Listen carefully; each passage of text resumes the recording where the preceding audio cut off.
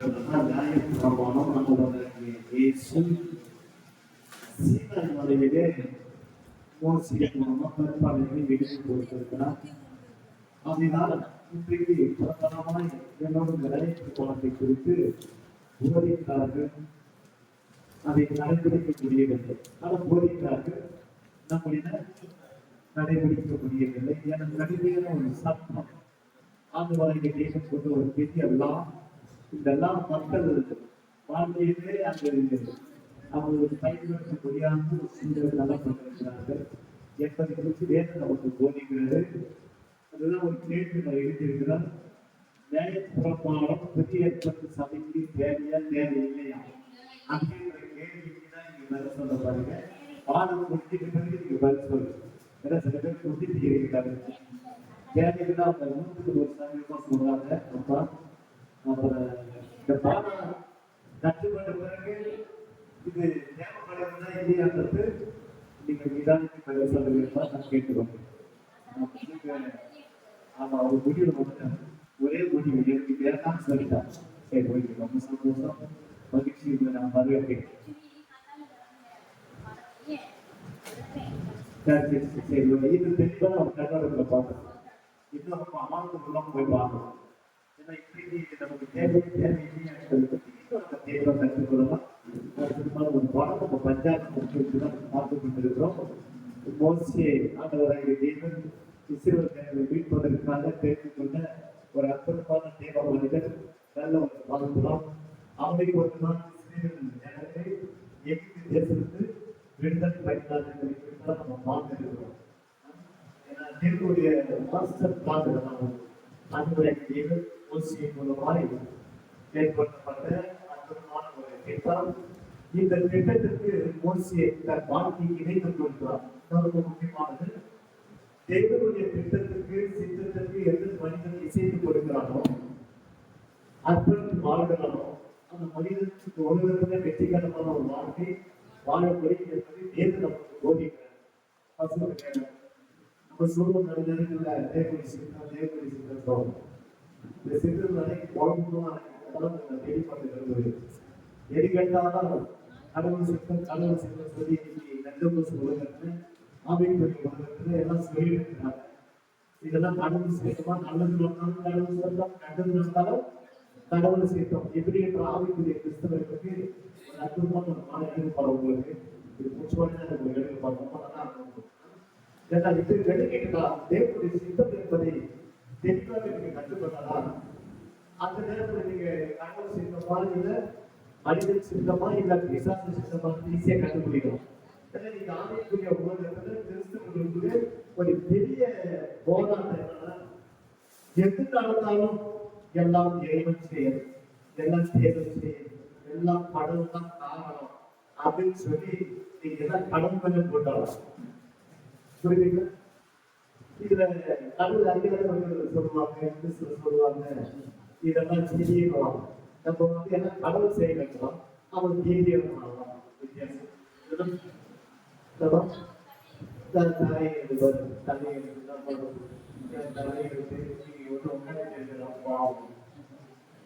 இது நல்ல தலையெழுத்து தலையெழுத்து பார்க்கக்கூடியவன் அவன் அற்புதமான இடத்துக்கு இது வந்து வெளியே போனா இந்த தலையெழுத்து வித்தியாசமா இருக்கு.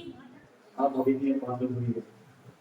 அப்ப மோசே தன்னுடைய வாழ்க்கையில எவ்வளவு எங்களுக்கு இவ்வளவு பிரச்சனை எல்லாம் தேர்வுடைய திட்டத்தை செய்வதற்கு அவர் நோக்கமானார். அது ரொம்ப நோக்கமானதா அவர் சொல்லுகிற ஒரு காரியம் ஒரு வசனத்தை வாசிப்போம். ரோமர்களுக்கு 8ஆம் அதிகாரம் 32ஆம் வசனம்.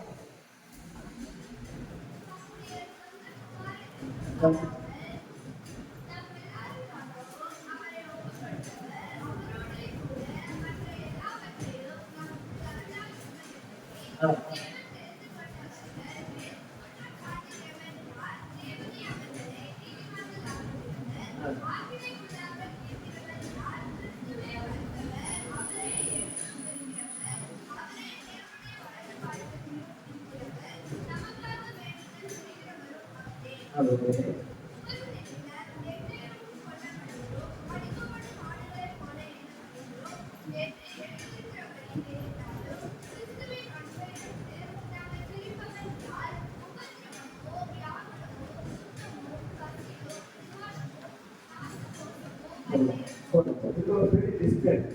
அப்போ நம்மளுடைய வாழ்க்கை அவர் சந்திக்கலாம். கடவுளுடைய சித்தத்தை அறிந்து கொள்வதற்கு அவர் தன்னையே தான் பார்க்கலாம்.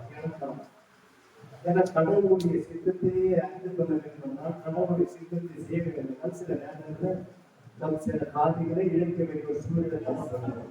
அது எல்லாமே தேவனுக்கு மகிமைக்கிறதுதான். அதனால நம்ம பவுல் சொல்லுகிறார், நாம் தேவனுடைய சாயலில் சிருஷ்டிக்கப்பட்டிருக்கோம், நீதிமான்களாக்கப்பட்டிருக்கிறது வேதம் கூறுகிறது. சரி, ஓகே. இன்றைக்கு நான் சொன்ன போது இந்த நியாயப்பிரமாணம், மோசேயுடைய நியாயப்பிரமாணம் கிறிஸ்துவர்களாகிய நமக்கு கை கொண்டு வாழ்நாமும் வாழ்ந்துவிடலாம். இப்ப கொஞ்சம் அப்படி மாற்றி சொல்லணும். கை கொண்டு வாழ்நாமும் வாழ்க்கணும் முடியுமா முடியாது? வாழ்ந்து அம்மா சொல்றாங்க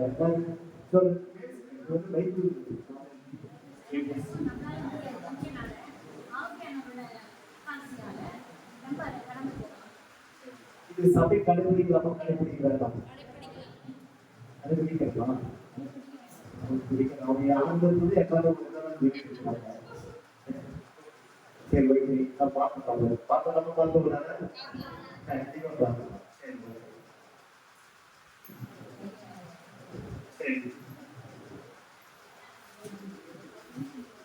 இப்ப இந்த நியாயப்பிரமாணத்துல 10 கட்டளைகள் நடத்தியிருக்கிறோம். 10 கட்டளைகள் 2 பிரிவுகளாக பிரித்து நான் எழுதுறேன். புரியுதுங்களா? 1 4 வாட்சி, 6 10 வரைக்கும் வாட்சி அப்படின்னு சொல்லி தனித்தனியாக முடிந்தாங்க. சரி, இந்த 10 கட்டளைகள் நியாயப்பிரமாணம் வரக்கூடிய சம்பவம் தாக்கி எழுதி நியாயப்பிரமாணத்தில்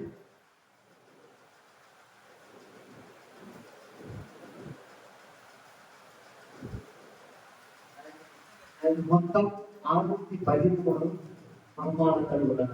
613 மொத்தம் 613 அவமானங்கள் உள்ளன. இதுல முக்கியமா நம்ம கடைபிடிக்கிறது என்ன கேட்டா, 10 கட்டளை ஒன்று எழுதிங்க. 2வது ஓய்வு தான். 3வது தசம பாகம். 4வது ஒழுக்கலை. 5வது ஆசாரியத்துவம். அடுத்தது 5வது பண்டிகைகள். அடுத்தது பண்டிகைகள்.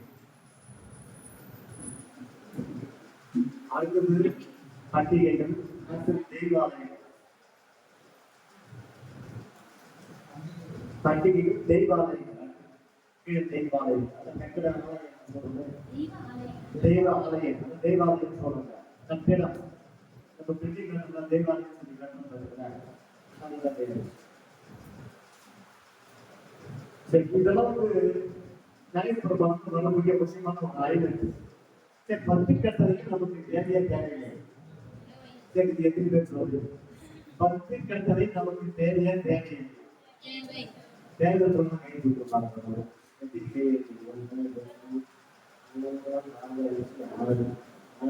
கை வேலை ஆமா, பழைய சரி, ஓகே. இத்தனை பேர் இருக்கு, யாரும் கொடுக்குறாங்க. தேவை. சரி, நியாயப்பிரமாணம் எனக்கு தேவையில்லை என்று நினைக்கிறேன். 1 2 அப்புறம் ஒரு நல்ல 4 வெளிக்கு 4 5. சரி, 5 பேர் நியாயப்பிரமாணம் எங்களுக்கு சீலை போட்டதா பண்றாங்க. எதுவும் வேணாம், இப்படியே வாழ்க்கை பக்கம் போட்டாங்க.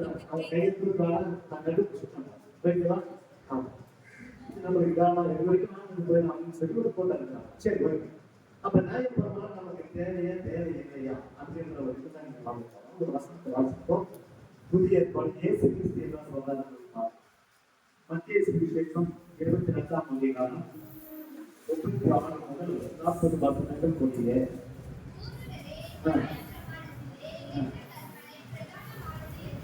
நல்ல கவனமா கேளுங்க. போதகரே, பாஸ்டர்களே, நியாயப்பிரமாணத்தில் எந்த கற்பனை பிரதான கற்பனை கேட்டால் யாருக்கு நோக்கி? இயேசு பேசுறார். இயேசு அவனை நோக்கி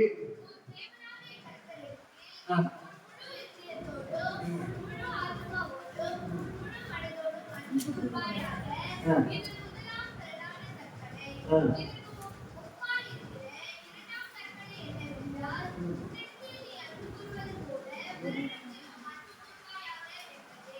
போதும். இது யார் சொல்றது? இயேசு என்ன சொல்றாரு நமக்கு? இயற்கையா தேவையில்லையா? இப்ப இயேசு தான் சொல்றாரு. இயேசுக்கு சொல்றாரு, இயேசு 2 கட்டளை பிரமாண்டமான கட்டளை கொடுக்கிறார். 2 கட்டளை நியாயப்பிரமாணம் முழுவதும்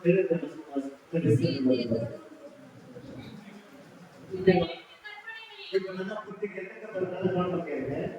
இயேசு சொன்ன 2 கற்பனைகளும் நல்லா புரிஞ்சுக்கணும். கற்பனைகளும்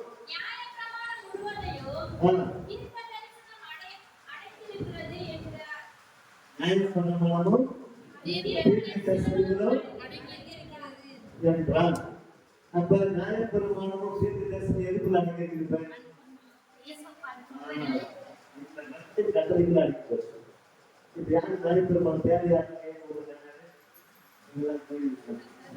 இயேசு சொல்லுகிறார், நியாயப்பிரமாணத்தை நம்ம என்ன சொல்றோம்? நியாயப்பிரமாணத்தை எந்த மாதிரி நாம் கடைபிடிக்க முடியாது. நீட் எக்ஸாம்ல மோசமான எக்ஸாம் வீட்டுக்கு வேலை வாழ்க்கை குறைச்சிடுவாங்க. நியாயப்பிரமாணம் ஒரு மனிதனால் முழுமையா என்ன பண்ணக்கூடாது? நிறைவேற்றவே முடியாது. அந்த ஒரே ஒரு நபர் ஆண்டவராகிய இயேசு கிறிஸ்து அவர் ஒருவர் தான் ஃபிட் பண்றார். ஏன்னா மனுஷனால முடியாதுன்னா ஒரு முடிய வச்சார். புரியுதா? நீங்க நியாயப்பிரமாணம் ஒண்ணு ரெண்டு தான் நீங்க ஃபாலோ பண்றீங்க. நீங்க முடியாது. அந்த 1 2 கூட என்ன பண்ணுங்க? நான் எப்படி சொல்றேன், தெய்வாலயத்துக்கு வந்துருவீங்க, பண்டிகைனா உங்களுக்கு கிறிஸ்துமஸ் அதிகம் கொண்டாடி எப்பயாவது அடுத்த வரைக்கும் பண்டிகை கொண்டாடிடுவோம். 3 நாள் தசமம் பார்க்கணும். எப்படியாவது கடவுள் என்ன பண்ணுவீங்க? எப்படியாவது கொடுக்குறது. அந்த நியாயப்பிரமாணம் முழுவதும் நிறைவேற்ற முடியாது மனிதனால். அந்த இயேசு சொல்லுகிறார், இதெல்லாம் ஒன்றால முடியாது. அந்த நிறைவேற்றி எல்லாம் முடிஞ்சு அப்படியே நிறைவேற்றுகிறார். அதுக்கு அந்த 2 கற்பனைகள் கொடுக்கிறார். அப்ப அந்த பழைய பணி முழுவதும் எதில் அடங்கியிருக்கிறார்? எழுதியிருக்கிற 1 நியாயப்பிரமாணம். நியாயப்பிரமாணம் பிளஸ் தீர்க்கதரிசனம் ஈக்குவல் டு பழைய ஏற்பாடு. ஓகேங்களா? ஆதியாகமம் முதல் மத்தியம் வரைக்கும் படிச்சு பார்த்தா நியாயப்பிரமாணம் பிளஸ் தீர்க்கதரிசனம் இந்த 2 சேர்ந்துதான் பழைய ஏற்பாடு.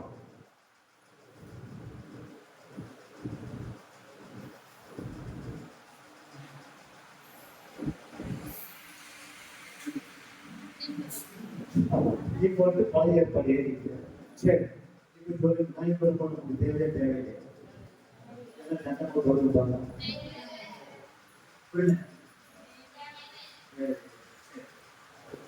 தேவையில்லைன்னு சொல்லுவீங்க. தேவையில்லை கையில் ஒரு புத்தகமே ஒரு தனி புத்தகமே வந்து எழுதிக்கிறார். அப்போ சொல்ல போகும். நீங்க கலாத்தியர் புத்தகத்தை படிச்சு பார்த்துட்டீங்கன்னா நமக்கு தேவையில்லைன்னு சொல்லி அதை ஃபுல்லாக எழுதியிருப்பாரு. நியாயப்பிரமாணத்தை குறித்து கலாத்தியர் புத்தகத்தை பவுல் எழுதுகிறார். புரியுதுங்களா? நீங்க வாசிக்க வேண்டாம். வீட்டில் போய் அந்த புத்தகத்தை படிச்சுன்னா புத்தகம். ஆமாம், 6 அதிகாரம் இருக்கு. 6 அதிகாரம் ஃபுல்லாக நியாயப்பிரமாணத்தை பற்றி எழுதியிருக்காங்க. சரி, கீழே ஒரு பாயிண்ட் எழுதிங்க. நியாயப்பிரமாணம் மோசேயின் மூலமாய் கொடுக்கப்பட்டது. கீழே ஒரு லைன் எழுதிங்க. நியாயப்பிரமாணம் மோசேயின் மூலமாய் கொடுக்கப்பட்டது. உங்களுக்கு உணர்ந்தே கிடையாது. நியாயப்பிரமாணம் முடிச்சிடலாம். நியாயப்பிரமாணம் யார் மூலமாக எழுதப்பட்டது? கொடுக்கப்பட்டது மோசேயின் மூலமாக கொடுக்கப்பட்டது. யாருக்காக கொடுக்கப்பட்டது? எழுதுகிறாங்க. இது முழுக்க முழுக்க இஸ்ரேல் ஜனங்களுக்கு மாத்திரம்தான். டோட்டல் உலக மக்களுக்கு கிடையாது. புரிஞ்சுட்டு பர்டிகுலர் ஸ்பெசிபிக்கா இஸ்ரேல் ஜனங்களுக்கு மட்டும்தான் கொடுக்கிறார். புரியுதுங்களா? அப்போ மோசே நியாயப்பிரமாணம் மோசே மூலமா கொடுக்கப்பட்டதுன்னா யாருக்காக கொடுக்கப்பட்டது? இஸ்ரேலுக்காக கொடுக்கப்பட்டது. நமக்கு கிடையாது. தெளிவா இருக்கு. புரியுதுங்களா? Only one nation. ஒரு தேசத்துக்குள்ள மக்களுக்கு மட்டும்தான் கொடுக்கப்படுது. டோட்டல் மக்களுக்கு கிடையாது. புரியுதுங்களா?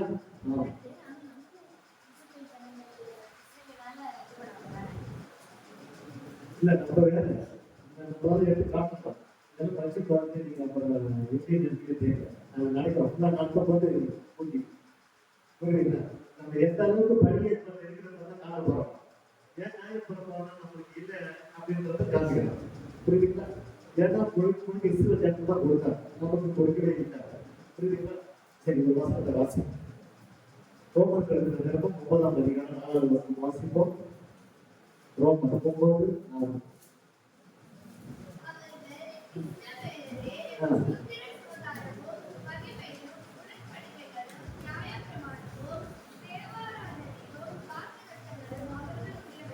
யாருடையவர்கள்? யாருடையவர்கள்? யாருடையவர்கள்? வாசிக்க வீட்டில் வாசிக்க.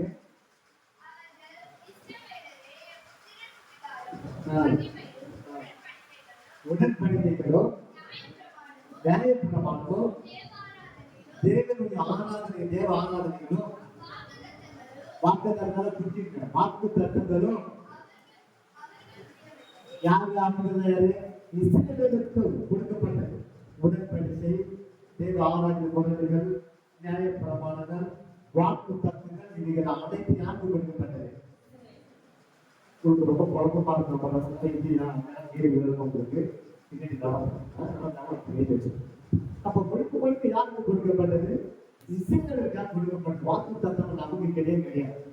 தெளிவான ஒரு சந்திப்பு சொல்லி கொடுத்தது. புரியுதுங்களா? இது முழுக்க முழுக்க யாருக்கு கொடுக்கப்பட்டது? இஸ்ரவேலுக்கு கொடுக்கப்பட்டது.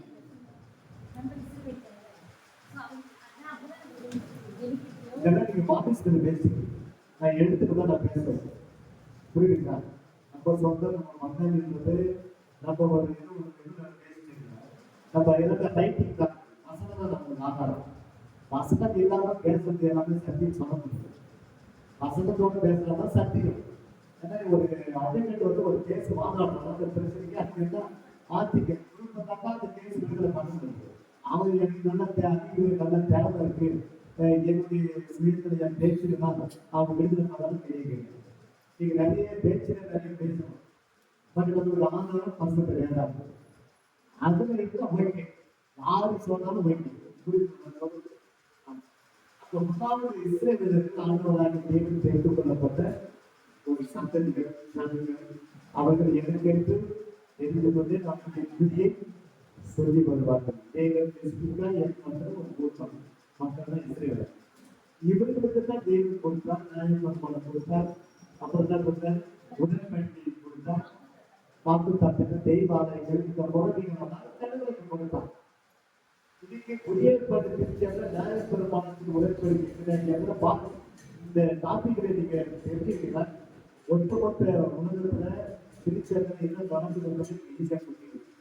99% பிரிச்சாங்க நியாயப்பிரமாணத்தை பார்த்தீங்கன்னா முடியும்.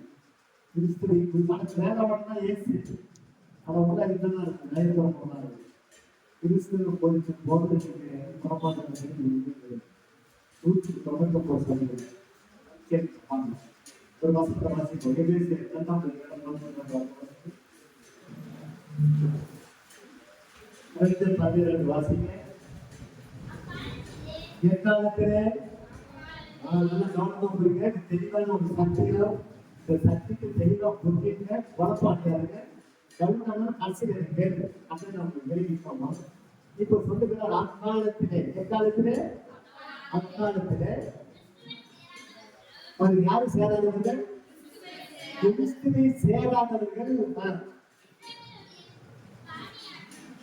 யாருடைய காணியாச்சு? இஸ்ரவேலுடைய காணியாச்சு.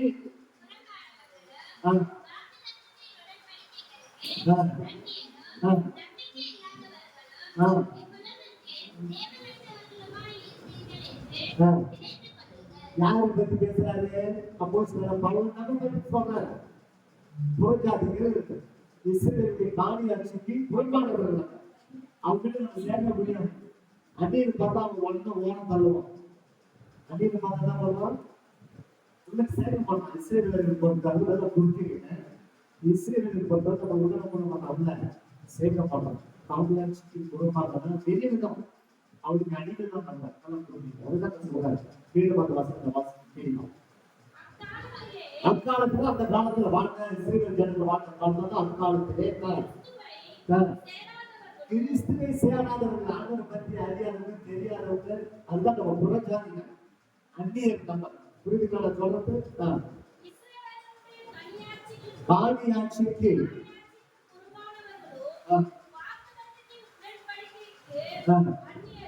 அப்ப வாக்குத்தத்தத்துக்கு உடன்படிக்கை அந்நியர் யாரு? அல்லாதவன் யாரு? நம்ம நீங்களும் நானும் தான். அதுதான் சொல்றேன், நீங்களும் நானும் உடன்படிக்கை அந்நியர், நமக்கு அந்த சம்பந்தமே கிடையாது. அப்ப ஏன் பாஸ்டர் யோசிச்சு இதெல்லாம் நடக்குது அப்படின்னு கேள்வி எடுக்கும். இதெல்லாம் நம்ம கேள்வி பார்க்கலாம். ஓகேங்களா? சரி வாசி.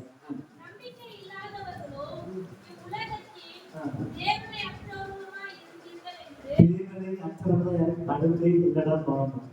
தேவனை அச்சவர் நம்ம கடவுள் கையில வச்சு காப்பணும், சம்பாதிக்கணும், போகணும். அப்படியேப்பட்ட ஒரு நிலையில தான் நம்ம வாழ்ந்து புரியுதுங்களா? அந்த இசைவிலிருந்து நமக்கு எந்த சம்பந்தம் கிடையாது. நம்ம புறம்பானவர்கள் அந்நியர்கள், அவருடைய காலையாட்சிக்கு அவன் அங்கே இருக்கணும். அவன் வீட்டை நம்ம போகவே முடியாது. குறிப்புதான் போனவன் அவருடைய நினைவு அடிமைதான். அப்படிதான் நம்ம வாழ்ந்துட்டு இருக்கோம். அப்ப தேவராட்சியோட நம்ம எழுதணும். சரி ஓகே. அப்படின்னு எங்க இருக்கு மைக்ல. சரி ஓகே. முதல் பாசம் சின்ன பாப்பா கொஞ்சம் வாசி. அப்ப இஸ்ரவேலுக்கு சமமா நம்ம என்ன பண்ண முடியாது, சமமா ஈக்குவலிட்டியா இருக்க முடியாது. சிட்டிசன் கிடையாது நமக்கு. இஸ்ரவேலுக்கு சிட்டிசன் கிடையாது. நம்ம அந்நியர்கள், புறஜாதிகள், தேவனை அச்சாதர்கள் அப்படி கேட்டீங்கன்னா பழைய தான் போயிருக்கு. நம்மளுக்கு குறிச்சு பழைய போயிருக்கு. அந்நியர்களுக்கு தேவராட்சி உடன்படிக்கைக்கு அவங்க புறம்பானவங்க, வாக்குத்தத்தத்துக்கு புறம்பா இருக்கிற நம்ம காங்கிரஸுக்கும் பொறுப்பா இருக்கணும். டோட்டலா எல்லாமே அவங்களுக்கு சிட்டிசனுக்குள்ள கிடையாது. எல்லாம் நான் ஒழுங்கு பண்ணாங்க. புரியுதுங்களா? அவங்க நல்லா பேசணும். இப்ப சொன்னது நம்ம தேவனுக்கு எப்படி இருக்கோமா? ஆமா, சத்துக்களா இருக்கணும்.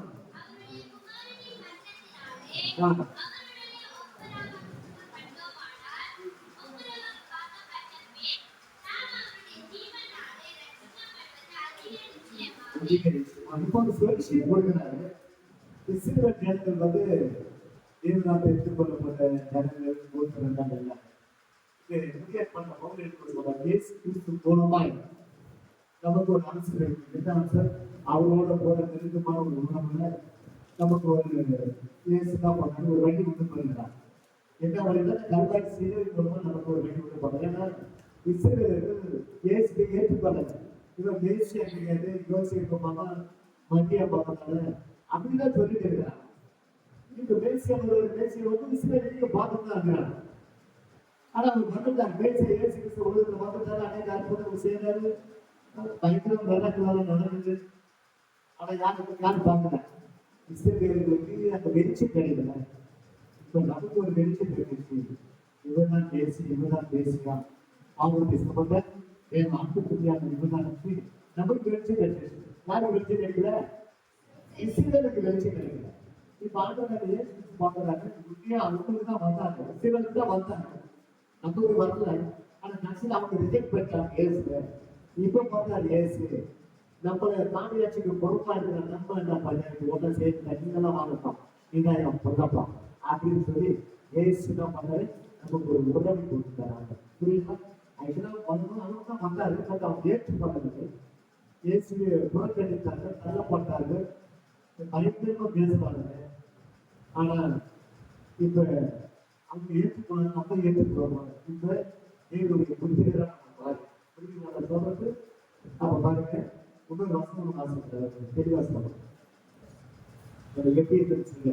இரண்டாம் பக்கம் கைகாரம் 54 வாசனம் வாசிங்க. நமக்கு ஒரு எதிர்காலமே கிடையாது, வாழ்ந்து கொண்டிருக்கிறோம். இயேசு வந்த பிறகு தான் நமக்கு எதிர்காலமே வந்தது. என்ன ஒன்றாம் அதிகாரம் 54 வாசனம் வாசிங்க.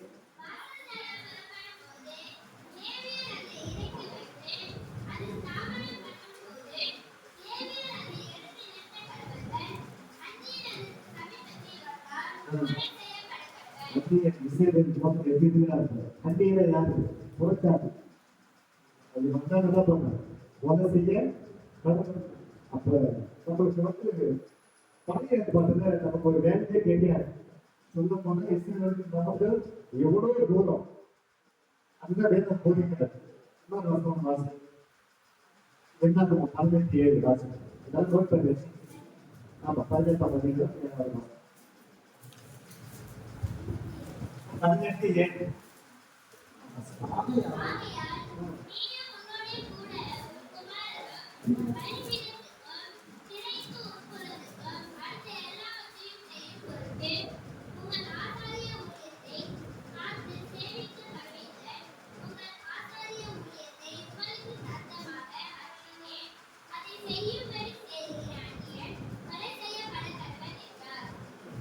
அன்றைக்கெல்லாம் பழைய ஏற்பாடு தான் இருக்கு. இன்னைக்கு எல்லாம் புரிஞ்சுங்க. பழைய ஏற்பாடு அங்கீகாரம் பண்ணாங்க. அன்றைக்கு ஏதாவது வேறு நீக்கிங்க அப்படிதான் வந்த பிறகுதான் புறஜாத்திய நமக்கு பெரிய வெளிச்சம் கிடைச்சது, நமக்கு ஒரு ஆதரவு கிடைச்சது, கடவுளை அடையக்கூடிய கண்கள் நமக்கு திறக்கப்பட்டது. அவங்களுக்கு என்ன பண்ண கிடைக்கிறாங்க. இன்னைக்கு கூட நிறைய யூதர்கள் இருக்கிறாங்க. பேசியப்பே கிடையாது. சில யூதர்கள் கிறிஸ்துவ பணத்தை கழிவார்கள். இவதான் உண்மையான தேசியா, இவதான் உண்மையான கடவுளை கழிப்பது அவங்க யூத மதத்துக்கு யூத கிறிஸ்துவமாக பார்க்கிறாங்க. இன்னைக்கு சில யூதர்கள் இருக்கிறாங்க. பேசி ஏற்றுக்கொள்ளதே கிடையாது. அவங்க தீர்க்க தெரிசி அப்படிதான் என்ன பண்றாங்க பார்த்து கொண்டிருக்காங்க. அவங்க உண்மையான கடவுளை ஒன்றாங்க. ஏசுதான் கடவுள்.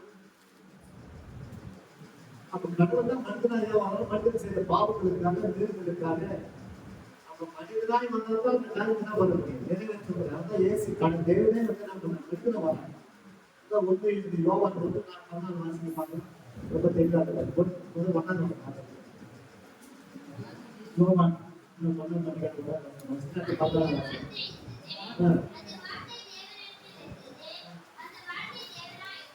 ஆதியிலே தேவன் எப்படி இருந்தாரு? வார்த்தையாக கடவுள் வந்து வார்த்தை பார்க்க முடியாத கடவுள் ஆவியா இருந்தார், வார்த்தையா இருந்தார். அந்த வார்த்தை தான் அந்த உலகத்துல அதனால வாசிக்கிறது. எந்த வார்த்தை? எந்த வார்த்தை? ஆதியில் இருந்த அந்த வார்த்தை கடவுள். அவர் வார்த்தையா இருந்தார். அவர்தான் கடவுள். வேதம் வருகிறது. யோவானுக்கு வெளிப்படுத்துவார். அவர் அந்த வார்த்தை தான் மேல வராங்க. ஆபீஸ்ல வர ஏசு எப்படி வராரு? கடவுள் எதுனா டைரக்ஷன் உருவெடுத்து வர ஏன்னா மனுஷனுக்கு வேலை மனுஷனுக்கு புரியணும். மனுஷன் தான் இஷ்டத்துக்கு பாவம் செய்திருக்கிறான், செய்து கொண்டு இருக்கிறான். அவனுக்கு ஒரு நிவாரணம் கிடைக்கல, ஆளுக்கு ஒரு பயிர்கள் எல்லாம் போய் சேர்த்து சேர்த்துதான் கிடைக்கல. அவனுக்கு சரியான ஒரு பதில் கிடைக்கல. அதுதான் ஏசு கிறிஸ்து உலகத்துக்கு வர்றாரு. அதான் சொல்ற அந்த வார்த்தை மாம்சமாயி நம்ம போல மாம்சமாயி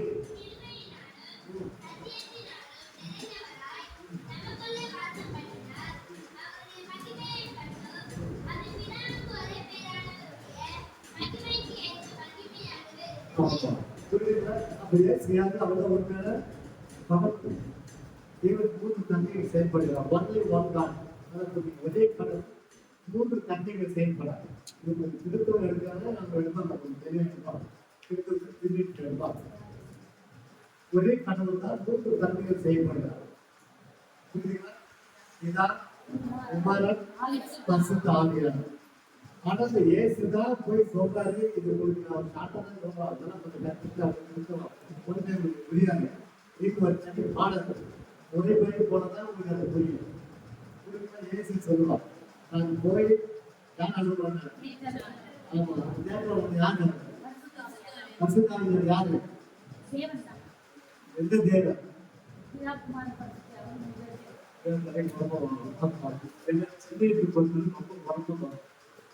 ஒரே கடவுள் 3 தன்மை செயல்படுது. ஒரே பாடுகள்.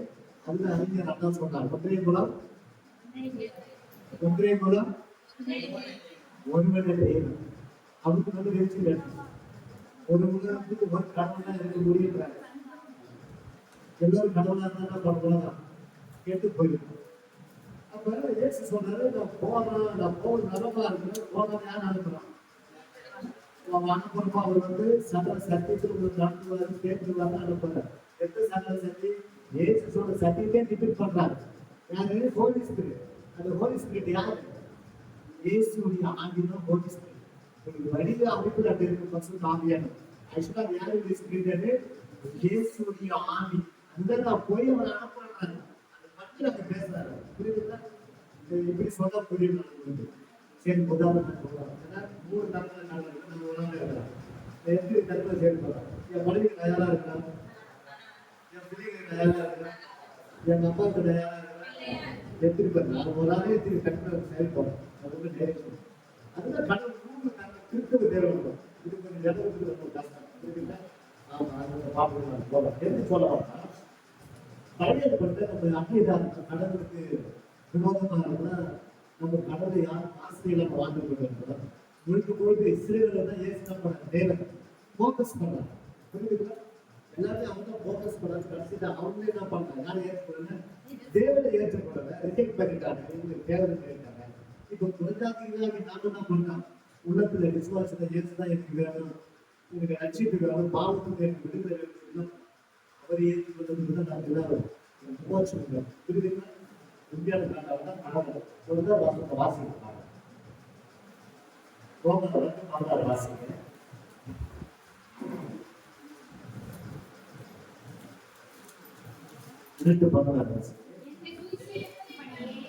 தேவன் இயேசு கிறிஸ்துவை கொண்டு மனிதனுடைய அந்தரங்களை குறித்து நியாய தீர்ப்பு கொடுக்கும் நாளிலே இது விளக்கும். இப்ப விளக்கமா ரட்சிப்பட்ட டைம்ல வாசிங்க. 2:16 சுவிசேஷத்தை இயேசு கிறிஸ்துவை கொண்டு மனுஷனுடைய அந்தரங்களை இது வேணும் எப்ப விளக்காது. ரட்சிப்பட்ட வேணும் மனுஷனுடைய அந்தரம் வாழ்க்கை, கடவுளுக்கு தெரியக்கூடாத வாழ்க்கை. ஏன்னா ஒரு காலத்துல அந்நியரா இருந்தா, துரோகியா இருந்தா, விரோதமா இருந்தா, தேவனற்றவனா இருந்தா, சத்துருக்களா இருந்தா நம்மளாம் இப்ப ஆண்டுகளாக ஏற்றுக்கொண்ட பிறகு கீழே பண்ணா இப்ப கஷ்டம். ரட்சிப்பட்டனால என்ன பயந்துருக்குறாங்க? பதில் சொல்லிதான் ஆகுதான். சரிங்க, ஓகே. இப்போ யோகன் 1:17 வாசிக்கும். 1:17 வாசிக்கும்.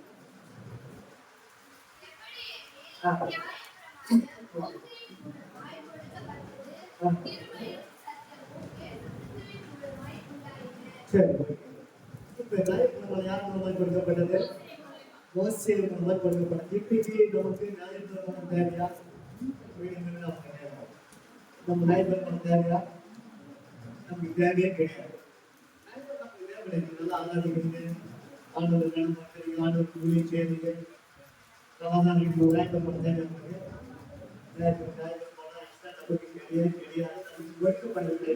ஒழுக்கப்பட்டு இஸ்ரேல் ஜனங்களுக்காக அது அந்த நேஷன் சொல்ல போல இஸ்ரேல் தேசத்துக்கு மட்டும் தேவன் கொடுத்தாங்க.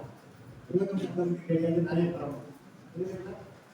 ஆனா உலக மக்கள் அப்படி அக்கிரமத்தில் இருக்கணும், நாயக்கரங்கள் நடப்படாதவங்களும் கண்டுபிடிச்சு அது நல்லா இருக்கும்.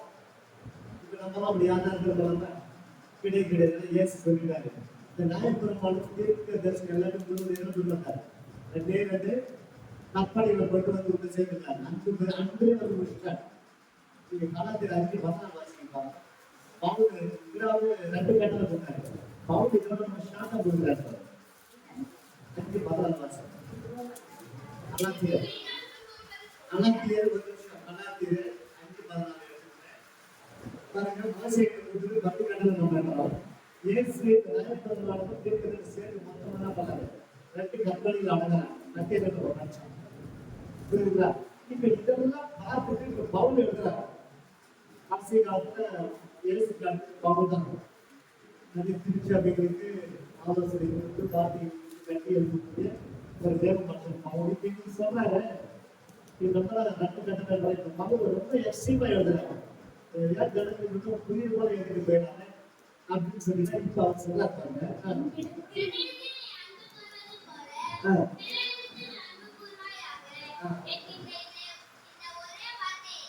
என்ன வார்த்தை? ஒரே வார்த்தை. அதுக்கு மேல கிடையாது. ஒரே வார்த்தை. அப்புறம் இது மாதிரி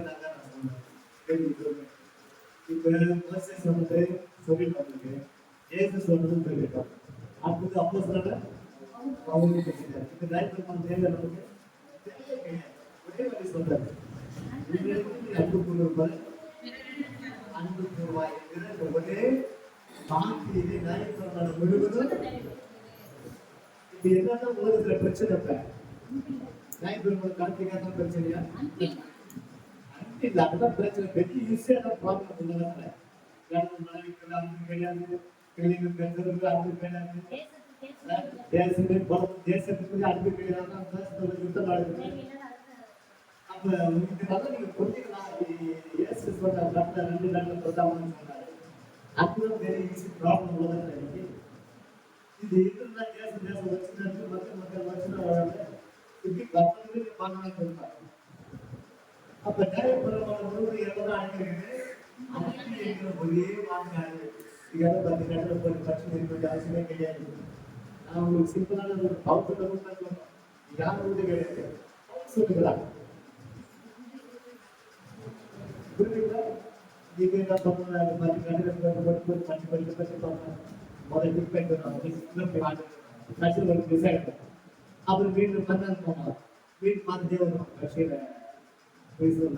அதில் வந்து மொழி சார் அவர் வீடு படிச்சுட்டே வருவாங்க நிச்சயம் கட்சி கட்டினா எல்லாரும் போய் எடுத்துக்கலாம் 9 கட்டல் அப்படி வந்துடலாம் ஆனா கட்சி கட்டல ஒட்டுமொத்த மொழிகளாக நிச்சயம் இருப்பாங்க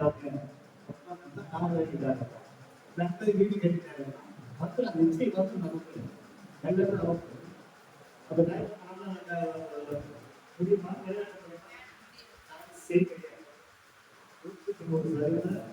ஐபிஎஸ் சொல்றது முடியாது அப்படி ஃபாலோ பண்ண உங்க போல பெரிய பாய்க்கு கிடையாது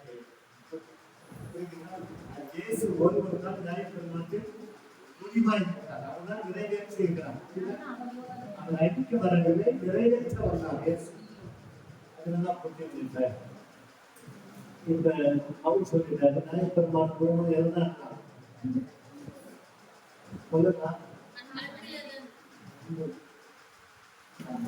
சொல்லுங்க இல்லைன்னா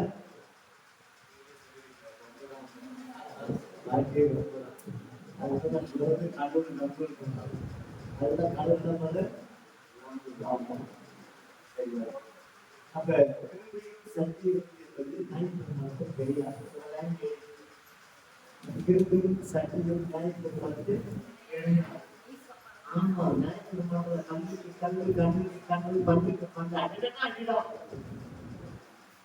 எப்படி இருக்கும் அது வேற போய் ஸ்டேஷன்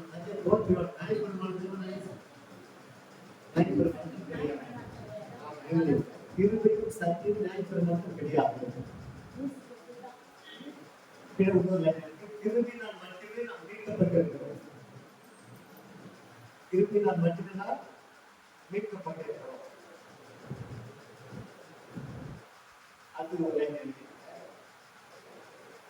நியாயப்பிரமாணத்தில் மீட்கப்படுவதற்கு வாய்ப்பே கிடையாது நியாயப்பிரமாணத்தில் நாம் மீட்கப்படுவதற்கு வாய்ப்பே கிடையாது பாவ மன்னிப்பு கிடையாது என்ன கிடையாது பாவ மன்னிப்பு கிடையாது நியாயப்பிரமாணத்துல நியாயப்பிரமாணத்தில் மீட்கப்படுவதற்கு வாய்ப்பும் கிடையாது பாவ மன்னிப்பு கிடையாது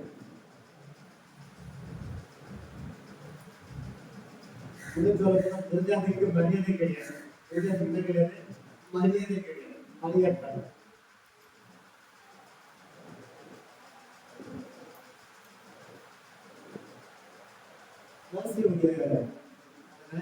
சட்டம் சட்டம் எல்லாமே கல்வியான சட்டம் கல்விக்கு கல்விக்கு பல்லு அப்படின்னா அடிச்சா வரும் சமாதானமா வாழணும் சமாதானமா வாழ முடியுமா கல்விக்கு கல்லு பல்லுக்கு பல்லு எப்படிதான் இருக்கும் ஊரை போய் கண்டிட்டு தான் இருக்கும் எல்லாம் போய் தான் நிற்பாங்க என்ன போட்டு தான் நிற்பாங்க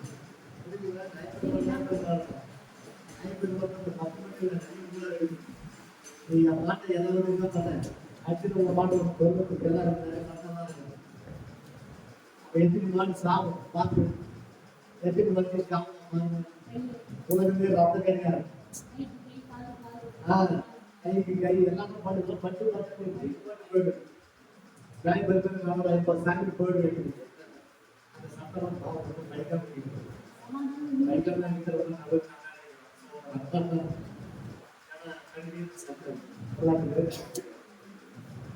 இன்னைக்கு குடும்பங்கள் நிறைய நடக்குது.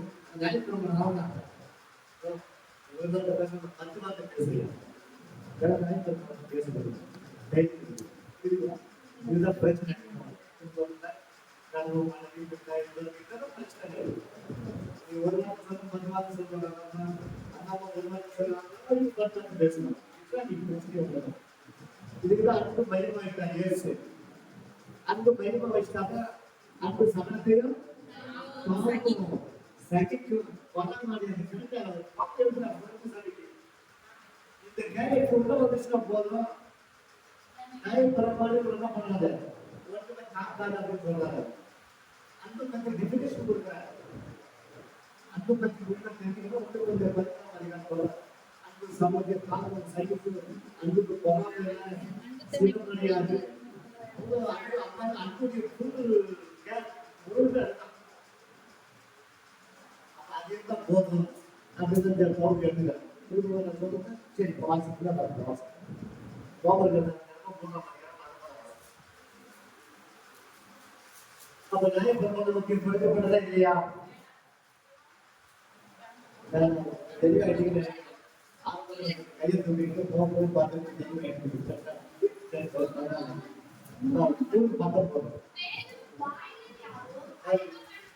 நல்லா புரிஞ்சுக்க. வேறு வாய்கள் யாவும்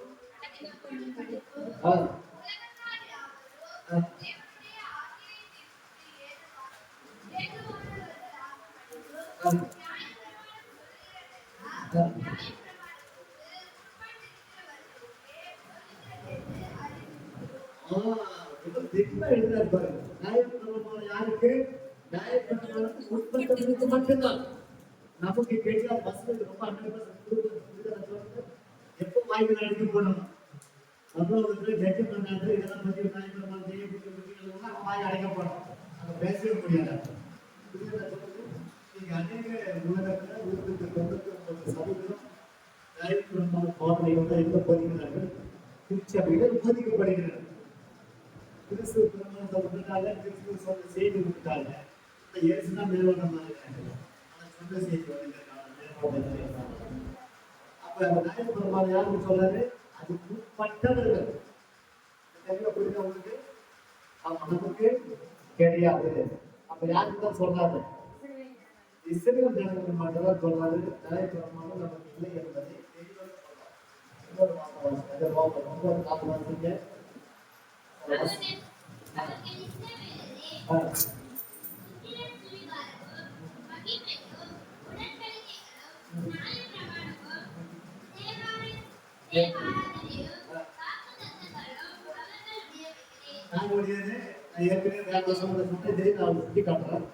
அந்த தேவ ஆராதனைகள் உடன்படிக்கைகள் வாக்கு தத்தங்கள் இதுக்கெல்லாம் யாருக்கு சொந்தமானவர்கள்? இஸ்ரவேலுக்கு சொந்தமானவர்கள். நமக்கு சொந்தம் கிடையாது. அப்ப நமக்கு எதுனா சொல்லணுமா சார்? நான் எது கேட்கிறேன். ஆமா இன்னொரு வாசம் வாசிக்கிறோம். 14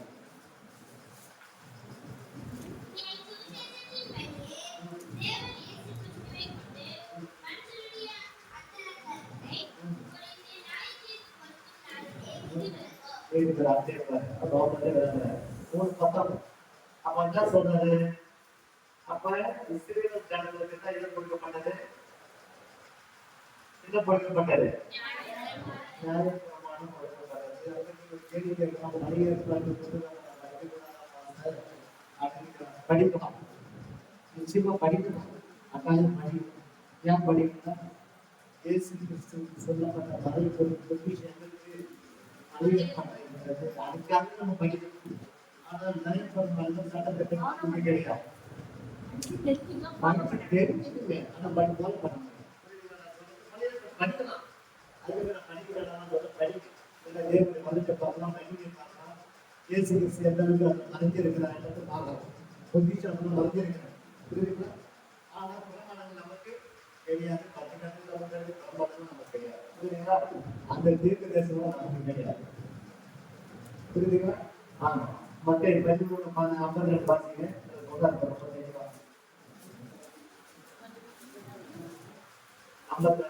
வாசம்.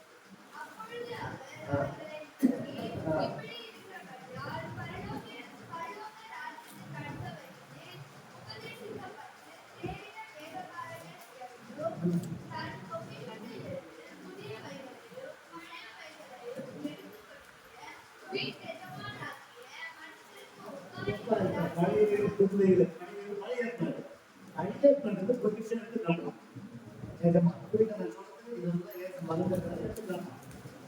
அப்ப மற்றொரு ராஜ்யத்துக்கு அடுத்ததுதான் யோசிக்கணும்.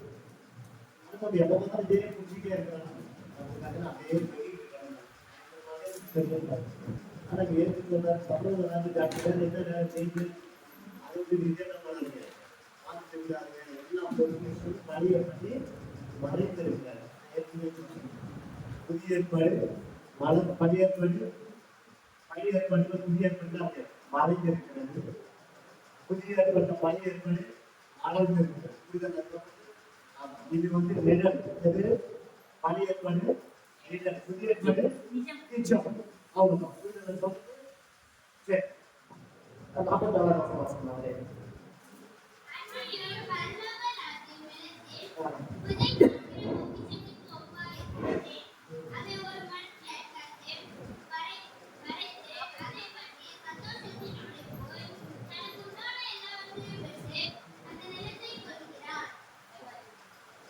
ஒரு மனுஷன் பார்க்கலாம், பரலோக ஆட்சியில் ஒரு பொக்கிஷத்தை ஒரு மனுஷன் பார்க்கலாம்.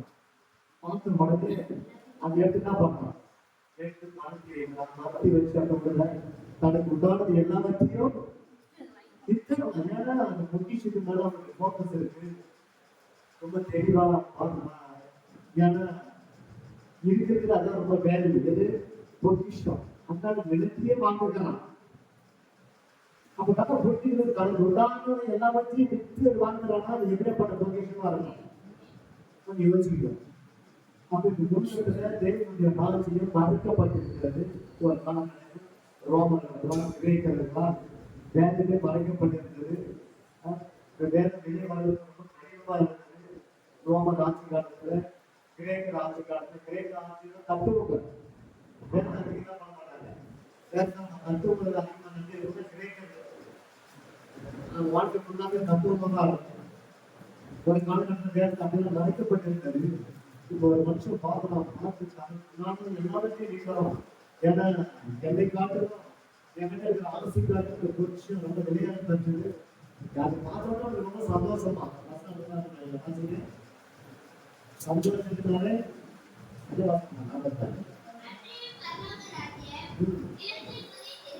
பரலோக ராஜ்யம் நிலையத்தில் புதைக்கப்பட்ட ஒப்பா இருக்கிறது. நல்லா பார்த்து ஒரு மனுஷன் அதை கண்டு அதை பார்த்து அப்ப அதை பற்றி சந்தோஷம் கிடைச்சிருக்காங்க. அப்புறம் அந்த ராஜ்யத்துக்கு பெரிய சந்தோஷம் கிடைச்சு அதை பற்றிய சந்தோஷத்தினாலே ரொம்ப என்ன பண்ணா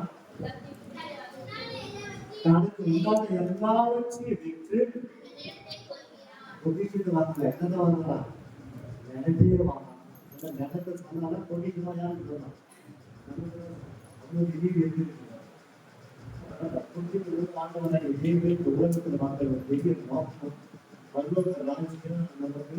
நமக்குள்ளே ஸ்தாபித்திருக்கிறார்.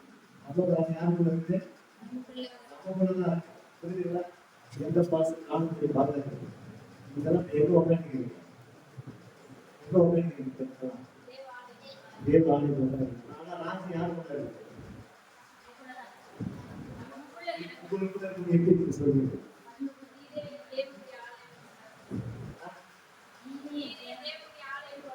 ஆலயம் சொல்லுங்க. ராஜ்யம் எப்படி சொல்லுங்க? ஆலயம்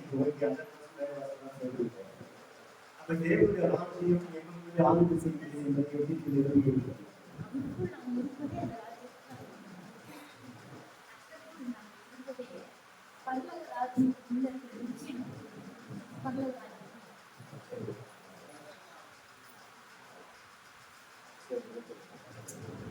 நீங்க வந்த பேர் ராஜ்யம் இருக்கிறதே எதிர்த்தான் இருக்கிறீங்க. ராஜ்யத்துக்கு இருக்கிறதுனால நீங்க சமாதானம் பேசுவாங்க. புரியுது? அதோடைய ஐடென்டிட்டி என்ன இருக்கும்? நீங்க எவ்வளவு பிரச்சனை வந்து சால்வ் பண்ணி வாழ்ந்துட்டு போறீங்க. இதுதான் பரவல் ராஜ்யத்துடைய ஐடென்டிட்டி. புரியுதுங்களா? வேற ராஜ்யம் வேண்டாம் பண்ணுறது. அப்போ வேண்டாம் வாழ்க்கை வேண்டாம் கொஞ்சம் புரியுதே போயிடும். புரியுதுங்களா? எவ்வளோ செழிப்பு தங்கள் வாழ்க்கை இருக்கு. காரணம் என்ன? வந்து ஒரு ராஜ்யம் குறிப்பில் இருக்கிறாலும் செகண்ட் தருவார். எவ்வளவு பொறுமையா இருக்கீங்க? ஏன் பொறுமையா இருக்கீங்க? அந்த ராஜ்ய குழுக்குள்ள இருக்கிறதுனால நீங்க பொறுமையா இருக்கீங்க. அப்ப பத்தாவது ராஜ்யம் யாருக்குள்ள இருக்கு? நமக்குள்ளே இருக்கு, எனக்குள்ளே இருக்கு, உங்களுக்குள்ளே இருக்கு. அதனால அந்த ராஜ்யத்தினுடைய அதிகாரம் அரசாங்கத்துடைய தன்மைக்கு நம்ம கட்டுப்பாடு வாங்கணும். புரியுதுங்களா? அப்ப ராஜ்யம் இஸ்ரேல் அப்படித்தான் பார்த்தாங்க. ராஜா வந்து வரப்போறாரு, அவர் வந்தாங்க, பெரிய ஆலயங்கள் சிங்காசனத்துல பார்ப்பாரு, அப்படித்தான் பார்த்தாங்க. வீட்டு அப்படியே இருக்குது. ஆனா ராஜா வந்து உட்கார போனாலும் கிடையாது. அவருக்கு நானே நான் பார்த்து கேட்கிறேன், நான் என்ன உட்கார போனோம், உடுப்புல ஆட்சி செய்ய போறேன். இல்லைன்னு வந்தார் தேவன். இது நினைச்சவங்க அவுட்ல பாக்குறாங்க, பெரிய உலகத்திலேயே பெரிய ஆலயத்தை கட்டணும். நிறைய போனாங்க, நிறைய சொன்னாங்க. பேசினாரு, மரத்துக்கு ஒரு ஆலயம் கட்டி முடிச்சாதான் நான் வந்தேன். அங்கதான் வந்து உட்காரணும். நிறைய கேட்டு மக்களோட நம்ம இதெல்லாம் ஒன்றுமே கிடையாது. அவர் வீட்டுக்காக இதான் சொல்லி போறாங்க. ஆண்டவருடைய ராஜ்யத்தை நமக்கு ஸ்தாபிச்சிட்டாரு. புரியுதுங்களா? இதுக்காக வந்து சாதிக்கிற அவசியம் கிடையாது. உனக்குள்ள எனக்குள்ள நம்ம ராஜ்யம் வெளியே எடுத்து போடணும். அறியாத மக்களுக்குள்ள ராஜ்யத்தை எடுத்து என்ன பண்ணணும்? அவங்களுக்கு கூட கொண்டு போய் சேர்க்கணும். சிஸ்டமே வேற, ரூல் வேற. மக்களுக்கு ராஜ்யத்துடைய ரூலே வேற ஆயிடுச்சு பாரு. பழைய சிலபஸ் கிடையாது, இது புது சிலபஸ். புதிய மாதிரி போச்சு. புரியுதுங்களா? பழைய ஏற்பாடு போன தேவாலயம் போகணும், பண்டிகை போகணும், அதை போகணும், அதெல்லாம் எதுவுமே கிடையாது. பாவம் படிப்பு அதுதான் நினைப்பு, இதெல்லாம் எதுவுமே கிடையாது. தேசிய வந்து என்ன பண்ணாரு? ஒரே தரம் திருமணம் மொழியா என்ன பண்ணாரு? எல்லாத்தையும் மறைச்சு எல்லாம் நீக்கிடுங்க. புரியுதுங்களா? இந்த ராஜ்யம் நமக்குள்ள வச்சுட்டாரு. இந்த ராஜ்யம் நமக்குள்ள இருக்கணும்னா நம்ம வாங்க இச்சைகளுக்கு பொருளாதார பாவங்களுக்கு அர்த்தங்களுக்கு நம்ம என்ன பண்ணலாம்?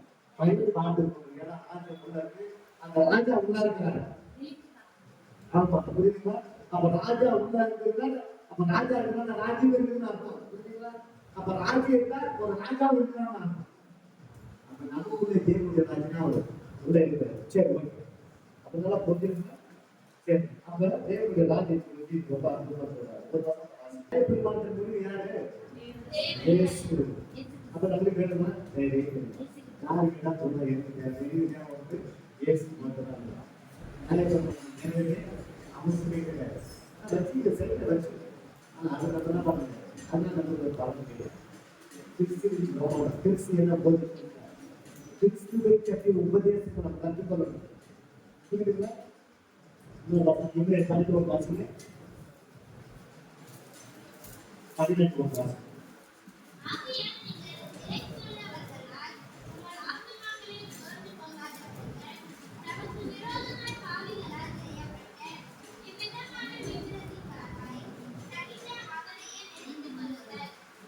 அனைவருக்கும் வந்து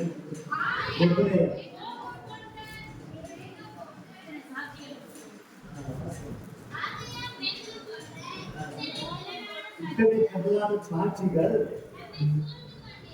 யாரை சூழ்ந்து கொண்டிருக்க? நம்மை சூழ்ந்து கொண்டிருக்க.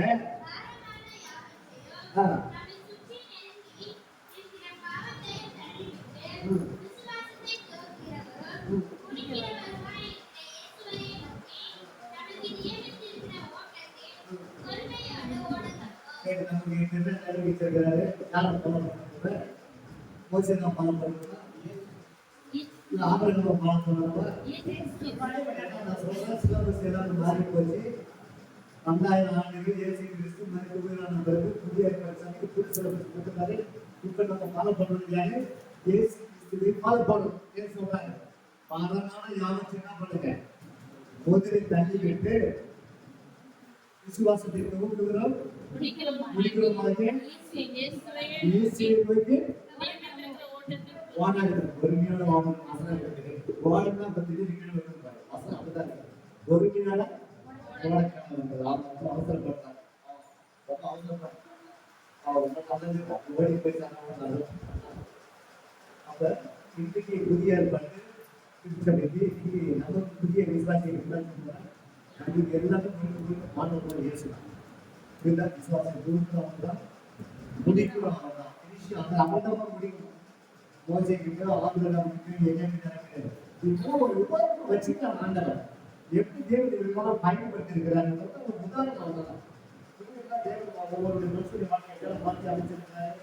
கிழக்காலத்தில் எப்படி வேலை போகிறாங்க தேவனுடைய சக்தி எந்த அளவுக்கு வேலை செஞ்சு பார்த்ததுதான் பழைய ஏற்பாடு. புரியுதுங்களா?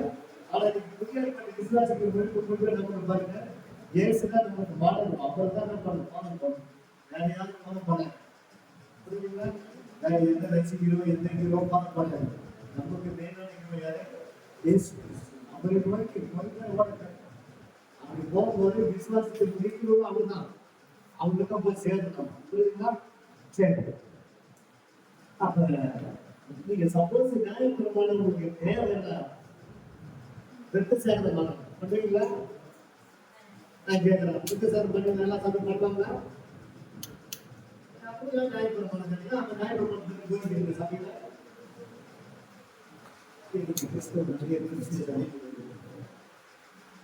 விசுவாசிகளும் தெரியாது. 2 வருஷம் தான் நடக்குது. 2 வருஷம் நடந்தது ஏன் சொல்றேன், நான் சொல்றேன் காணும். சரி, வாசிங்க பாருங்க. எபேசியர் 2:14 அதிகாரம் வாசிங்க.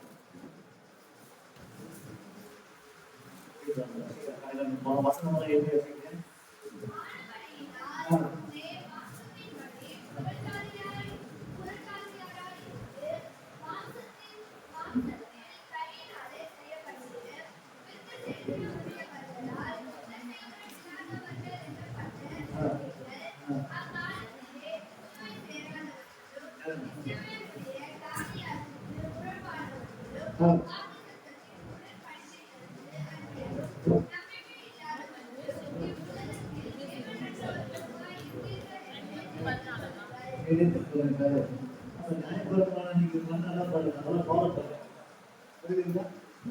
அப்படி ஃபாலோ பண்றது லைஃப்ல சொல்ல போலீஸ் 2 பேரும் பசங்க போலீஸ் என்ன பண்ணுறாங்க, பதிமூணு பாதங்கள் ரெண்டாம் அதிகாரம் 13 பாதங்கள் இந்த வாசம் வாசிக்கும். இதெல்லாம் வாசம் கொடுக்குறேன்.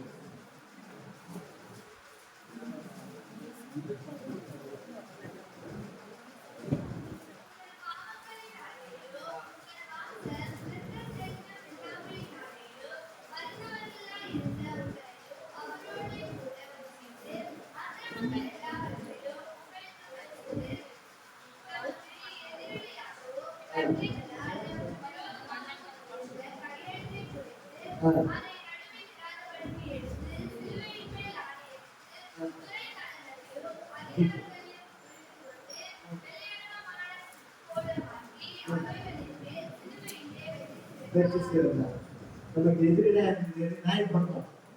அந்த சிலர் என்ன பண்றாங்க, அடிச்சுட்டு அப்படிதான் பண்ணாங்க. அப்படி நியாயம் பெரும்பாலும் நமக்கு தேவையா தேவை இல்லையா? தேவை இல்லைன்னா எத்தனை பேர் சொல்லுவாங்க?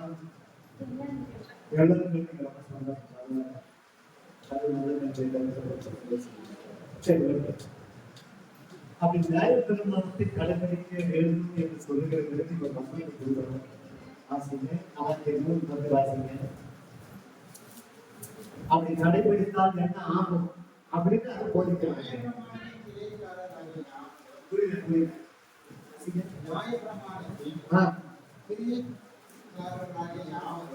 நியாயப்பிரமாணத்தின் கிரியைக்காரியாக யாவரும் யாருக்கு உட்பட்டிருக்கிறாங்க? நான் சொல்லலாம், பவுல் இருக்கிறார். அதான் எப்படி சொல்லணும், நியாயப்பிரமாணத்துக்குள்ள படிக்கிற கலாச்சாரத்திற்கு மட்டும் ரொம்ப ஈஸியா. அப்ப நியாயப்பிரமாணத்துல இருக்கிறவங்க கிரியை செய்கிறது யாரும் என்ன பண்ணல, சாப்பிட்டு பண்ணது. நீங்க வந்து நியாயப்பிரமாணம் நிறைய ஓடிட்டு இருக்கு. சாப்பிடுறதுக்கு உட்பட்டவர்கள்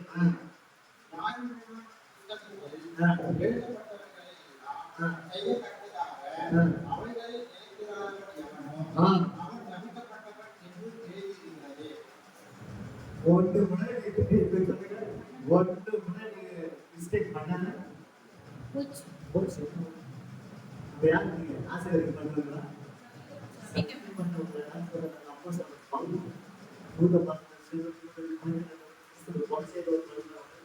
அப்படியே பார்த்து எங்க எழுதியிருக்கிறது? அவர் சொன்னார், எங்க எழுதியிருக்கிறது? எந்த புத்தகத்தில் எழுதியிருக்கிறது? அதான் உபாகமம் அங்க எழுதி இருக்கிறதே என்னதான் நம்ம பார்க்கணும். எந்த எழுதி வச்சிருக்கிறாரு, எந்த ஆர்டிகல் இருக்கு, எந்த சட்டத்துல இருக்கு. 27ஆம் அதிகாரம் 24ஆம் வசனம்.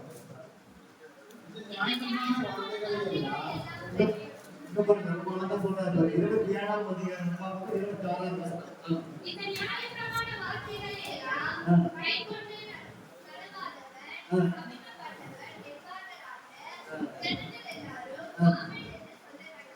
ஆமென் சொன்னது யாரு? சொல்லுங்க மட்டும் ஆமென் சொல்லுங்க ஜனங்க. எத்தனை பேர் ஆமென் சொல்றீங்க? அதுக்காக கிறிஸ்தவத்துல பெரிய பழக்கம் சமீபத்தில் ஒரு ஆய்வு பார்க்கிறதா போலீஸ் ஆய்வு சமீபத்தில் எல்லாரும் சொல்லிட்டு போய் ஆனா கிறிஸ்துவ இருக்கிற ஒரு போதை மாத்திரம் வேற உள்ளது எல்லாமே உடன்படிக்கைகள் வாக்கு கட்டுதல் இதுதான் போதிக்கிறார்கள். இது மக்களுக்கு மீட்பு கொண்டு வராது. அதுதான் அதோட எந்த வசனங்கள் அது வந்து நேரத்தினால வாங்கி அடக்கம் உங்களால் பேசவே அது முடியாது. அதுதான் நான் சொல்கிறேன். நியாயப்பெருமாள் தேவைகளை எடுத்துங்க. இயேசு என்ன சொல்லியிருக்கிறார், இயேசு என்ன போதித்திருக்கிறார் என்பதை தெளிவாக கற்றுக்கொள்ளும். ஏன்னா அவங்க சொல்ற நியாயப்பெருமாள்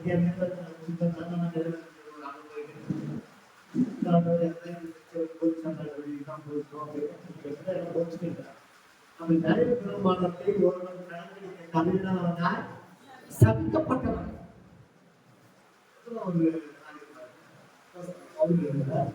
ஏற்கனவே உலகம் எழுதப்பட்டிருக்கிறது. லட்சங்களை கோடிட்டு காட்டுகிறார். புரியுதுங்களா?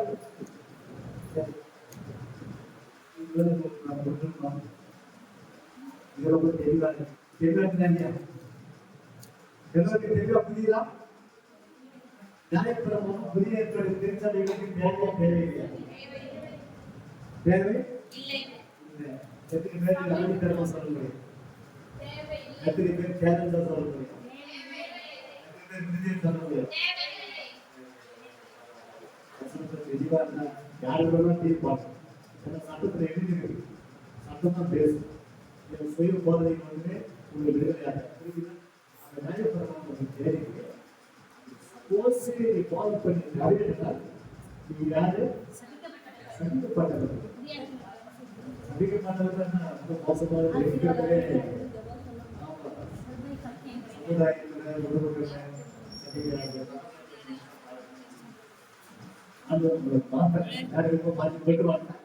சமுதாயத்தில் சாப்பிட்றதுக்கு உள்ள பண்ணுவாங்க.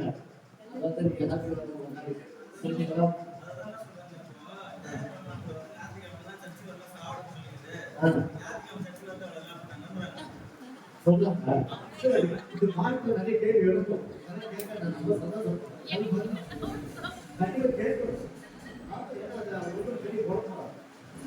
ஓய்வு நாள் அனுசரிப்பேன். ஞாயிற்றுக்கிழமை நம்ம ஓய்வு நாள் அனுசரிக்கிறோம்.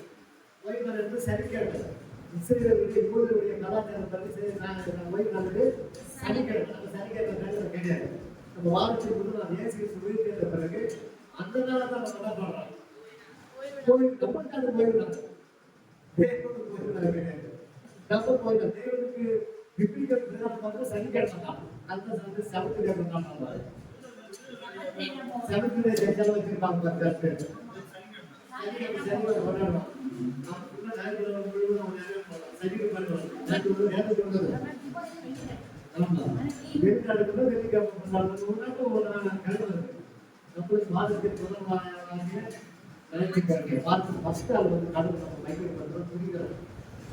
கிடையாது. வாரத்துக்கு முதல் நாங்க கடவுள் மனசு கொடுக்குறோம். நம்ம முன்னாடி நாளைக்கு நாம் எடுத்துட்டு கடவுள் தான் அர்ப்பணிக்கிறோம். அப்ப வாரத்துக்கு முதல் நாள் வந்து ஓய்வு நாளுக்கு கிடையாது. அப்படி ஓய்வு நாள் போட்டா அந்த நாய்க்கு வந்து தான் அவங்க ரெண்டு சட்டம் பண்ணணும். முஸ்லீம் குலத்தில் மட்டும் நம்ம வந்து ஆவிக்குரிய இசைகள் பட் அதான் சொல்றேன். சிலபஸ் பாதிப்பு போச்சு. 33 நாள் போச்சு, பாதிப்பு போச்சு. 100 நாள் பாதிப்பு போச்சு. அந்த சிஸ்டம் கடவுள் மாத்திட்டாங்க. மனித நமக்கு கிடையாது. ஆமா. ஆவிக்குரிய ஸ்பிரிச்சுவல் சொல்றாங்க. அவங்க வந்து லிட்டரா இருக்காங்க. நம்ம லிட்டர் கிடையாது. நம்ம ஆவிக்குரிய நம்ம இயேசு வந்து நமக்கு வாய்ப்பு கிடைக்கும். இயேசு வந்து நமக்கு இந்த வாய்ப்பு கூட கிடைக்கும். நம்ம அடிமையில தான் போனோம். நம்ம அடிமையை வச்சிருக்கோம். எல்லாம் முறையும் ஃபாலோ பண்ணணும். அப்ப நியாயப்பிரமாணம் நம்ம வந்து இதெல்லாம் நம்ம ஃபாலோ பண்ணணும். அப்போ அப்பா வந்து என்ன சொல்றாங்கன்னா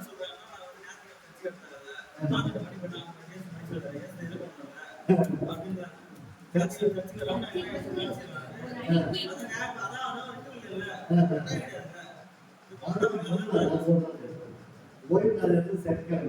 ஞாயிற்றுக்கிழமை செடியை கொட்டிங்க. அதுவே இது வாரத்து முதல் நாளாகிய நம்மளுக்கு ஞாயிற்றுக்கிழமை படி பார்த்தீங்கன்னா ஞாயிற்றுக்கிழமை கிடையாது, சனிக்கிழமை. புரியுது நான் சொல்றது? அதுக்கு போய் பாச சொல்லிட்டாரு. இது ஞாயிற்றுக்கிழமை போதிக்கிறது கிடையாது. இது கிறிஸ்து பெருமாள் போதிக்கிறார். அதான் நம்ம வாழ்க்கை முதல் நாள் சந்திக்கிறோம். இது நமக்கு வளர்ச்சிக்காக நம்ம வளர்ங்க. கடவுள் சிஸ்டம் ஏற்படுத்தி வச்சுக்கிறாரு. சபையை எடுத்து வச்சுக்கிறாரு. சபைகள் எதுக்கு சபையில் வச்சுக்கிறாரு? ரசிக்கப்பட்ட தாழ்வாக வாழ்றது கிடையாது. ஒரு டிசிப்ளினா வாழணும், ஒரு ஒழுக்கமா வாழணும். கடவுளோட எதிர்க்கப்படணும். கடவுள் இந்த சிஸ்டத்தை வச்சுக்கிறாங்க. அது வந்து பேரு போட்டு சிஸ்டத்துக்கு போகணும்னு சொன்னாங்க. நம்ம கடவுள் கிடையாது. புரியுதுங்களா? நம்ம நினைச்சுக்கணும். விலங்கு குட்டியெல்லாம் போட்டு அதை பண்ணாங்க. தாய்மொழி என்ன பண்ணுறோம்? போயிடும். ஆட்டோமேட்டிக்கா போயிடும். நம்ம ஆண்டவர் அப்படின்னு அவருக்கு சாமி உண்டாகப்பட்டது. சிஸ்டமேட்டிக்கா எல்லாம் வச்சிருக்காரு ஆண்டவர். பிரிச்சப் எனக்கு பிரிச்சப் என்ன தேவனுடைய காரியத்தை கற்றுக்கொள்ள ஆண்டவருடைய தெரிவிக்கிறது. நானே எப்படி கொண்டு வரணும்? இதுதான் பிரிச்சப் ஆண்டவர் ஒரு ஆண்டவர் வச்சிருக்காரு. எனக்கு சபை வேண்டாம். இவருக்கு வீட்டில் உட்காந்து அவங்களுடைய காரியத்தை கவனம் ஆகும்.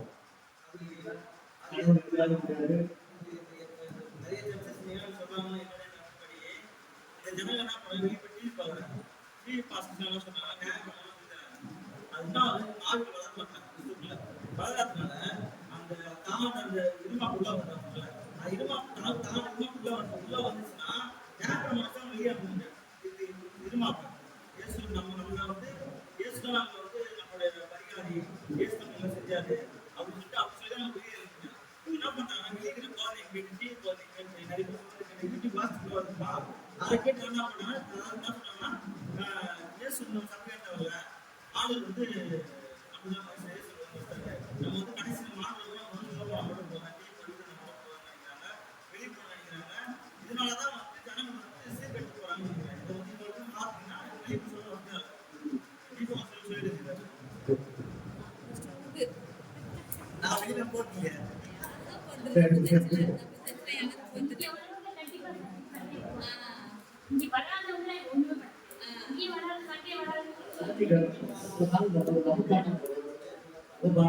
வளர்ச்சிக்காக சந்ததிகளுக்காக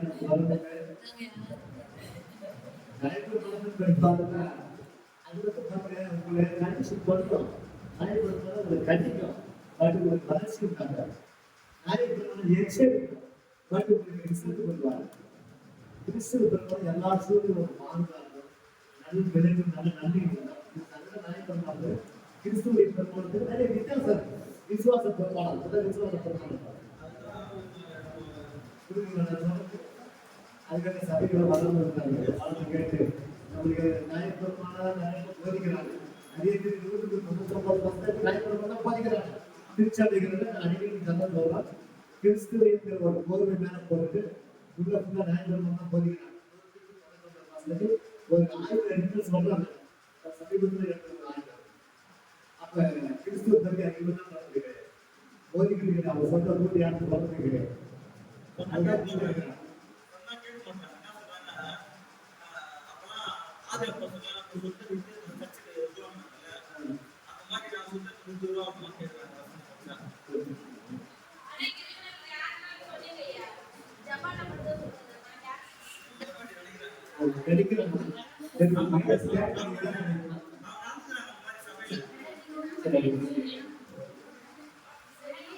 சரி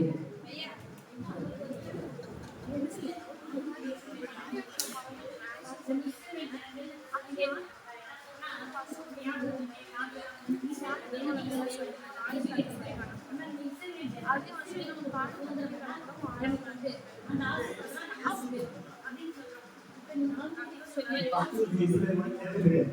ஆட்டுக்குட்டி கிறிஸ்துவ தான். ஓகேவா? ஆட்டுக்குட்டி கிறிஸ்துவ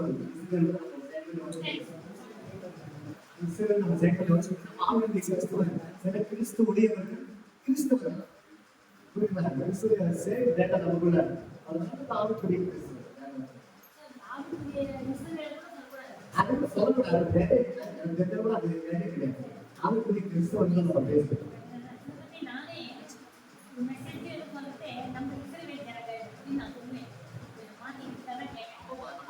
கிறிஸ்தவர்கள் தான். கிறிஸ்தவ உடையவர்கள் கிறிஸ்தவர்கள் தான். அது இஸ்ரவேலுக்கு கிடையாது. அதான் எனக்கு பைபிள் நிறைய எடுத்து காமிச்சிட்டாங்க. இஸ்ரவேலுக்கு அப்படி எவ்வளவு தூரம் அந்நியனா இருந்தா சம்பந்தமே கிடையாது நமக்கு. தேவன் அச்சவனா இருந்தா தேவனுக்கு விரோதியா இருந்தா துரோகியா இருந்தா நமக்கு அவங்களுக்கு சம்பந்தமே கிடையாது. வந்துட்டு இருக்குதா இரு தரப்பு ஜனங்கள் என்ன பண்ண நமக்கு எதிரான சூழலை நமக்கு கண்டித்து ஒன்றா சேர்க்கிறாங்க. ஆமா இதுக்கு நம்ம செய்யும்போது இவரு கிறிஸ்தவர்கள் இவருக்கு மதத்துக்கு இவரு கிறிஸ்தவர்களா வராங்க. புரியுதுங்களா? நம்ம இவங்க கிறிஸ்தவர்கள் இவரு நம்ம கிறிஸ்தவர்கள் நம்ம ஆளுநர் கிறிஸ்தவர்கள் தான் கிடையாது. சரி சில வசனம்லாம் சொல்லுங்க நோட்டு யாக்கோபு 2:10 வாசிங்க. அதனால நியாயப்பிரமாணத்தை வச்சு நம்ம சகிக்க கூடாது. புரியுதுங்களா? ஆமா கடவுளுக்கு வரணும்னா அந்த சகிக்கலாம் தயவு செய்து பேசாது. யாக்கோபு 2:10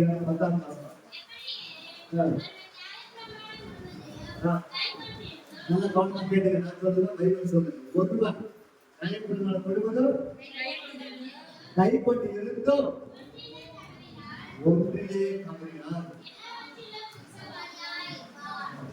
முடிவு 9 பாஸ்பரிட்டிங்க ஆசு வந்து எப்படி போச்சு காரணம் இன்ஸ்பிரேட் என்ன இதுதான் நான் புரிஞ்சுக்கிறேன். ஆங்கிலத்தை அதனாலதான் திரும்பியும் நம்ம கேட்டுப்பாரு. புரியுதுங்களா? அவங்களுக்கு சிஸ்டம் தான் வேலை. அந்த இஸ்ரவேலுக்கு இருக்கிற சிஸ்டம் தான் அவருக்காக ஃபாலோ பண்ண முடியாது. டாக்டர் ஒரு நம்மளே அங்கே போய் நினைச்சுன்னா நம்ம தேவை மாட்டோம். இதெல்லாம் இவ்வளோ சாப்பிட்டு மொத்தம் சேர்த்துக்க நிச்சயமா ஒரு மாதம் சேர்த்துக்க மாட்டாங்க. டாக்டருக்கு கண்டிப்பாக கொண்டு வைத்தார். டாக்டர் தான் போகணும் எல்லாத்தையும் ஜெயிக்கணும். அன்பே பிரதானமாக கொண்டு பள்ளி ஏற்பட்டாங்க.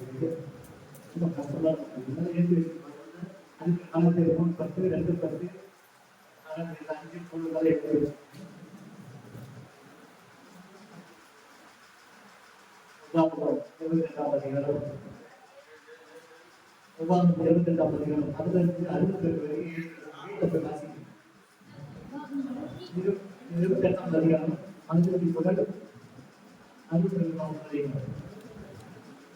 ஒட்டுமொத்த சாபத்தினுடைய பயன் அங்கதான் பைபிள்ல 5ஆம் வசனத்துல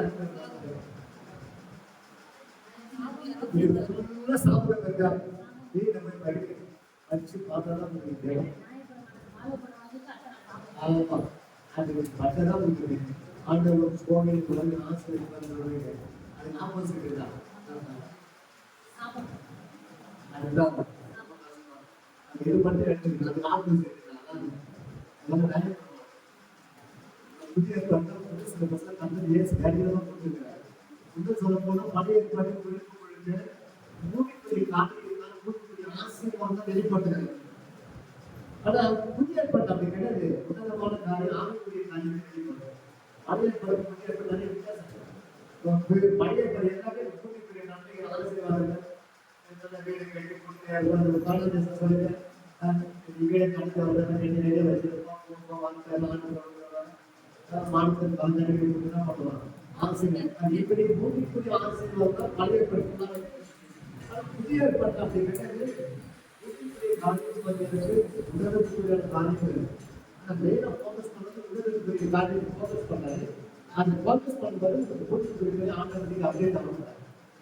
புதிய ஏற்பாடு வாரத்துக்கு 10 ஆசிரியர் பண்றதா இல்லாம நான் என்ன பண்ணிக்கிறேன் அதான் நீங்க உடனே புதுசா தான் இருக்குது அது ஒரு புதுசா வாழ்ந்து பன்னெண்டு கட்டத்தில் ஆசிரியர் பாலாடு சொன்னதான் பண்ணிக்கிறேன் எப்படி இருந்து ஆசீர்வதிப்பார் அது சுழற்சி இருக்கு.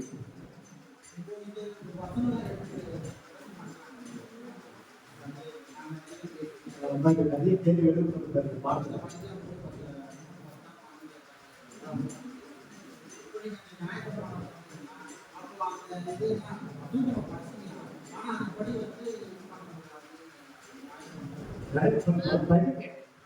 நம்பிக்கை கிடையாது. கடவுளுக்கு நம்பிக்கை கிடையாது. ஆமா. தெரிஞ்சுக்கலாம். தெரிஞ்சுக்கலாம். வாழ்க்கையில அப்படி பண்ணணும். புரியுதுங்களா? இந்த பாடத்துல நிறைய கேள்வி எழுப்ப முடியும். ஏன்னா நிறைய பிரச்சனை நிறைய இருக்கு. நிறைய பிரச்சனை இருக்கு. அதுக்கு எல்லாம் நிறைவேறிருக்கு.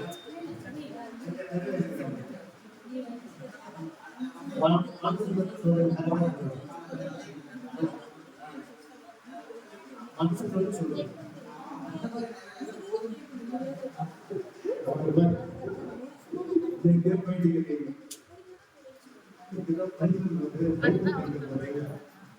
எந்த கான்டெக்ட்ல எப்படி இருக்கிறாங்க, பைபிள் படிக்கும்போது எந்த கான்டெக்ட் சொல்றாங்க, எந்த பிரிட்டிங் சொல்றாங்க, யாருக்காக சொல்றாங்க, யாருக்காக சொல்லப்படுறது, இதெல்லாம் அந்த சொல்லை பார்க்கணும்.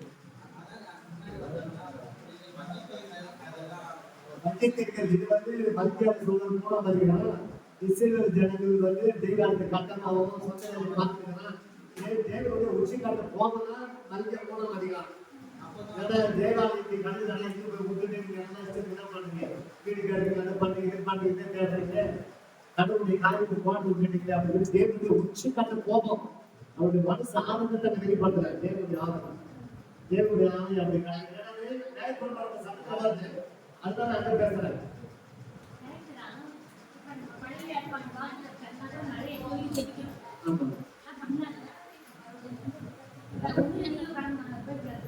நான் என்ன சொல்றேன், பேசுவோம்.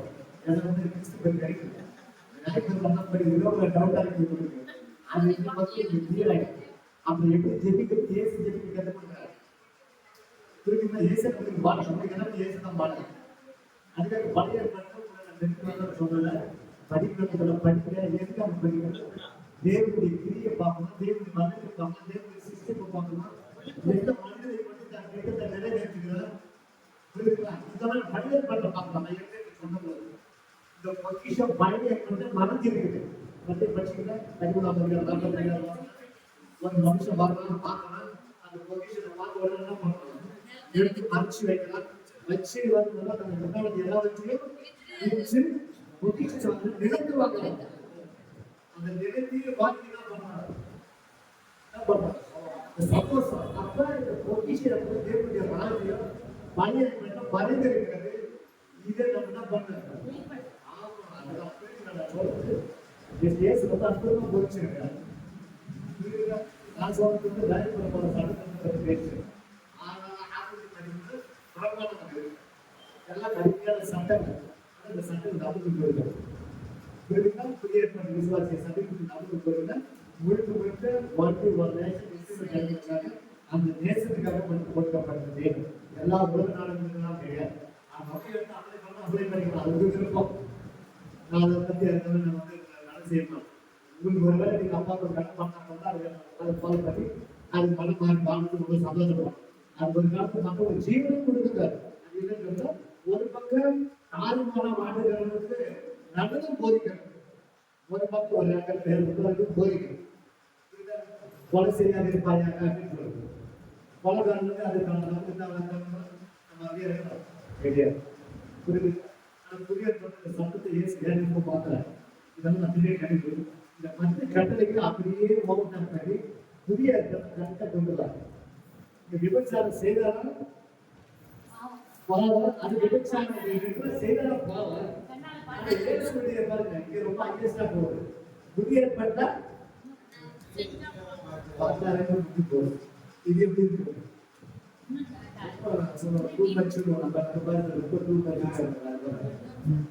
இதெல்லாம் நம்ம பார்த்து கொஞ்சம் அவசியம் பார்க்கணும். புரியுதுங்களா? ஏன்னா பாடத்துல இருக்கிறது ஞாயிற்றுக்கிழமை போது கொஞ்சம் இப்போ புதிய ஏசு சொன்னது விட்டுட்டு மோசேஸ் வந்து ஃபாலோ பண்ணியிருக்காங்க சொல்லுவாங்க. புரியுதுங்களா? நான் சொல்றது ஒழுக்கத்துக்கு ஏசு சொன்னது விட்டுவாங்க, மோசேஸ் தான் ஃபாலோ பண்ணுவாங்க. புரியுதுங்களா? மோசேக்கு அடுத்து ஏசு வந்து புரியுதுங்களா? மோசேக்கு சொல்லப்பட இயேசுக்கு முன் அடையாளமானதுதான் மோசே. புரியுதுங்களா? ஏற்கனவே அந்த பாடத்தில் இருக்கும்போது இஸ்ரவேல் ஜனத்தை எகிப்துல தான் பார்க்க அடிப்பு காலத்தில் இருக்கிறாங்க. இந்த எகிப்து பார்ப்பது வந்து ஒரு பிசாசுக்கு ஒப்புரையானது. எப்படி ஒட்டுமொத்த உலக ஜனங்கள் எப்படி பிசாசு பார்வன் அடிமைப்பட்டு வச்சுக்கிறாங்க, அது ஒரு பிசாசு ஒட்டுமொத்த ஜனங்கள் தான் பார்க்கலாம் அடிமைப்பட்டு வச்சுக்கிறாங்க. அதுலேருந்து என்ன பண்ண மோசை மூலமா தேவன் விடுதலை கொடுக்கிறது போல இன்றைக்கு நமக்கு இயேசு மூலமா நம்ம விடுதலை கொடுக்கிறாரு. புரியுது நான் சொல்றது? அது ஒப்புரையாக எழுதப்பட்டு இதெல்லாம் பைபிள் ஃபுல்லா படிச்சாதான் உங்களுக்கு அது தெரியும். இல்லைன்னா பார்க்கறது படிச்சு கொடுத்தாங்க. பைபிள் இருக்காங்க உங்களுக்கு இந்த காரியெல்லாம் நபிகள் வராமல் போயில நாட்டிகள் ஒரு கடமை. நம்ம வாழ்க்கை எதிர்காலத்துல ஒரு சந்ததியுடைய எதிர்காலத்தை தான் பிள்ளைகள் சொல்லியிருக்காரு. ஞாயிற்றுக்கிழமை அடிப்படையில் இயங்குறது ஞாயிற்றுக்கிழமை சனிக்கிழமை காசு வர வச்சுருவாரு. ஏன் ஞாயிற்றுக்கிழமை கிறிஸ்துவ உறுதித்த பிறகு இது வெளியே மாட்டேங்குது. அதோட வாழ்க்கை முதல்ல என்ன பண்ணாங்க நம்ம சரிக்கலாம். அதனாலே ஒரு ஆண்டு தான் பண்ணணும். சரி 2 நிமிஷம் ஆமாம் வழக்கு 4வது வருஷம் வழக்கு 9 இந்த 2 பகுதி ரொம்ப சூப்பராக இருக்கு. இது அப்படியே எடுத்து வச்சுக்கிட்டு கடைசியில் முடிச்சிருங்க. வழக்கு 5 9 வழக்கு 5ஆம் அதிகாரம் 4வது வருஷம் வழக்கு 5ஆம் அதிகாரம் 9வது வருஷம்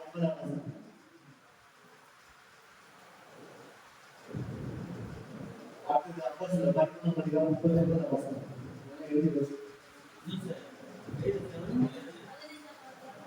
13ஆம் அதிகாரம் 39 யோவான் 8:1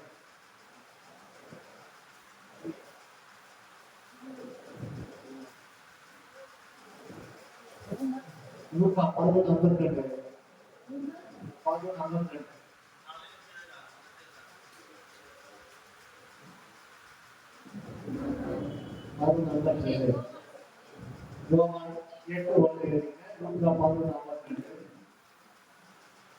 லூக்கா 11:52 வாசிங்க.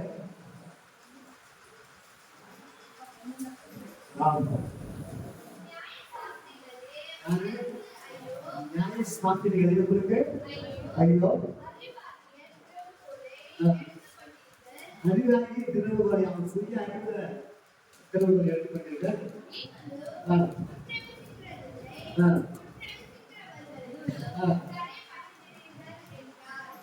அவன் ரொம்ப அறிவாக ஏன்னா சுயம் எடுக்கிற திருநெல்வேலி அறிவு திருநெல்வேலி எடுத்துட்டு ஆண்டு மரணம் தான் போட்டான்.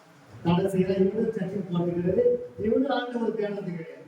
நியாயசாஸ்திரி இவங்க யாரு பேரு நியாயசாஸ்திரி இவங்க ஐயமா புரியுதா? சொல்லி கொடுக்குறேன்.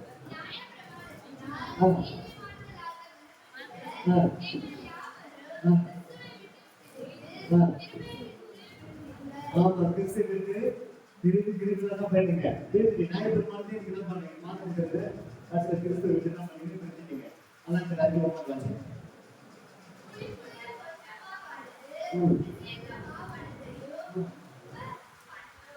கொஞ்சம் மாவு தான் பண்ணுது. அந்த மாவியை என்ன பண்ணுது? ஆமா உபதேசம் அப்படி அப்போஸ்தலர் 11:10 பேர் வச்சுக்கிட்டு 11:10 11:9 எழுதி வச்சு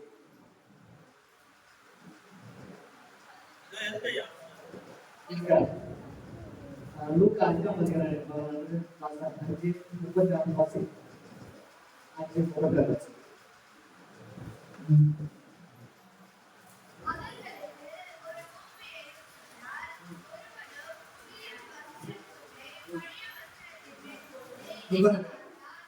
புதிய வஸ்திரம் இருந்து பழைய வஸ்திரத்தோட இணைக்க மாட்டான். புதிய ஏற்பாடு பழைய ஏற்பாடு இன்னொரு சொல்றாரு, தெய்வம் சொல்றாரு, பழைய சட்டத்தை பற்றி இருக்காருன்னா இணைக்க மாட்டான். அப்படி இணைச்சுன்னா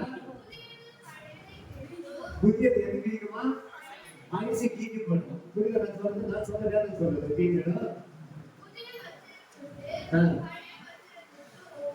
போமாறு சட்ட அபவாதம் சொன்னாங்க. நான் சொல்றது வேலை சொல்றது புரியுதுங்களா? அப்ப புதிய சிலபஸ் புதிய சட்டங்களுக்கு மனுஷங்களுக்கு எடுத்து வேலைகள் இப்ப நீங்க பயங்கரமா பண்ணிட்டு புரியுதுங்களா? வசந்த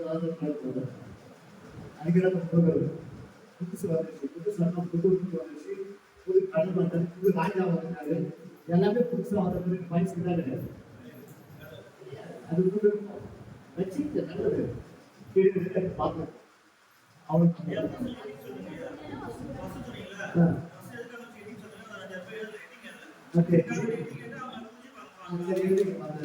அந்த ரூட் அடிய சட்டம் வேலைகள்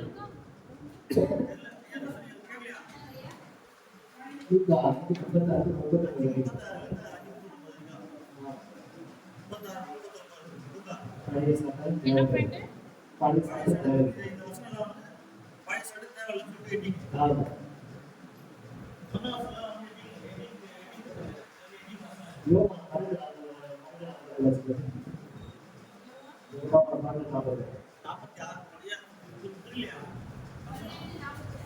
ரோமன் 12:48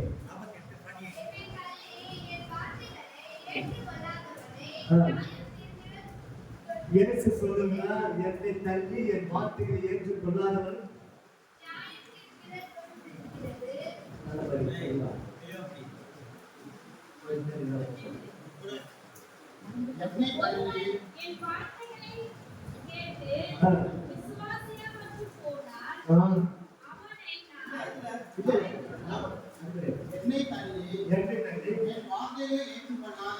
ஏற்றுக்கொள்ளாதவனை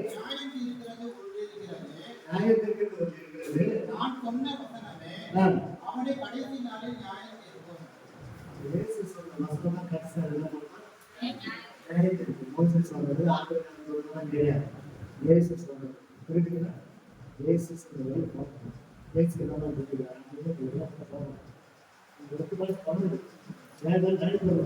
எடுக்க வைக்கிறாரு. அப்ப இயேசுடைய இயேசு சொல்றதை கேட்கணும். ரொம்ப கடினமா புரிஞ்சுவாங்க சொல்லுவாங்க. ஆண்டவர் சொல்லுவாங்க, என்ன சொல்லுவாரு? என் நாமத்தினாலே என் நாமத்தினாலே விசுவாசிகள் வாழ்றோம். அப்புறம் நான் சொன்னாங்க தீர்க்க தரிசனம் சொன்னேன். அப்புறம் வேலைகளை சுகமாங்க இப்படியெல்லாம் சொல்றாங்க. அது ஏன் சொல்றாங்க? ஏசு சொல்றாங்க, என் நாமத்தினாலே பிசாசு மாட்டீங்க, தீர்க்க தரிசனம் சொன்னீங்க, அற்புதம் செய்வீங்க, எல்லாம் சொல்றீங்க செய்வீங்கப்பா. ஆனா அவர் சொல்றாரு, ஏசு சொல்ற பதில் என்ன சொல்றாரு? அக்கிரமக்காரே ஏன் சொல்றாரு? ஏசு அவர் நாமத்தினால செய்யறாரு. ஏன் ஏசுக்கு சொல்றாரு? அவர் நாமத்தினால போகுது. ஆனா ஏசு சொல்ற வேண்டிய காரணம் என்னங்க? ஏன் எதுக்காக சொல்றாரு? கிட்டே இல்லை. ஆனா ஏசு சொல்றாரு மத்திய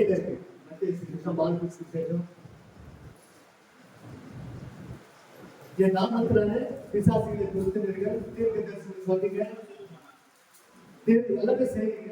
ஆனா சொல்றாரு அக்கிரமக்காரனை என்னை விட்டு ஏன் சொல்றாரு?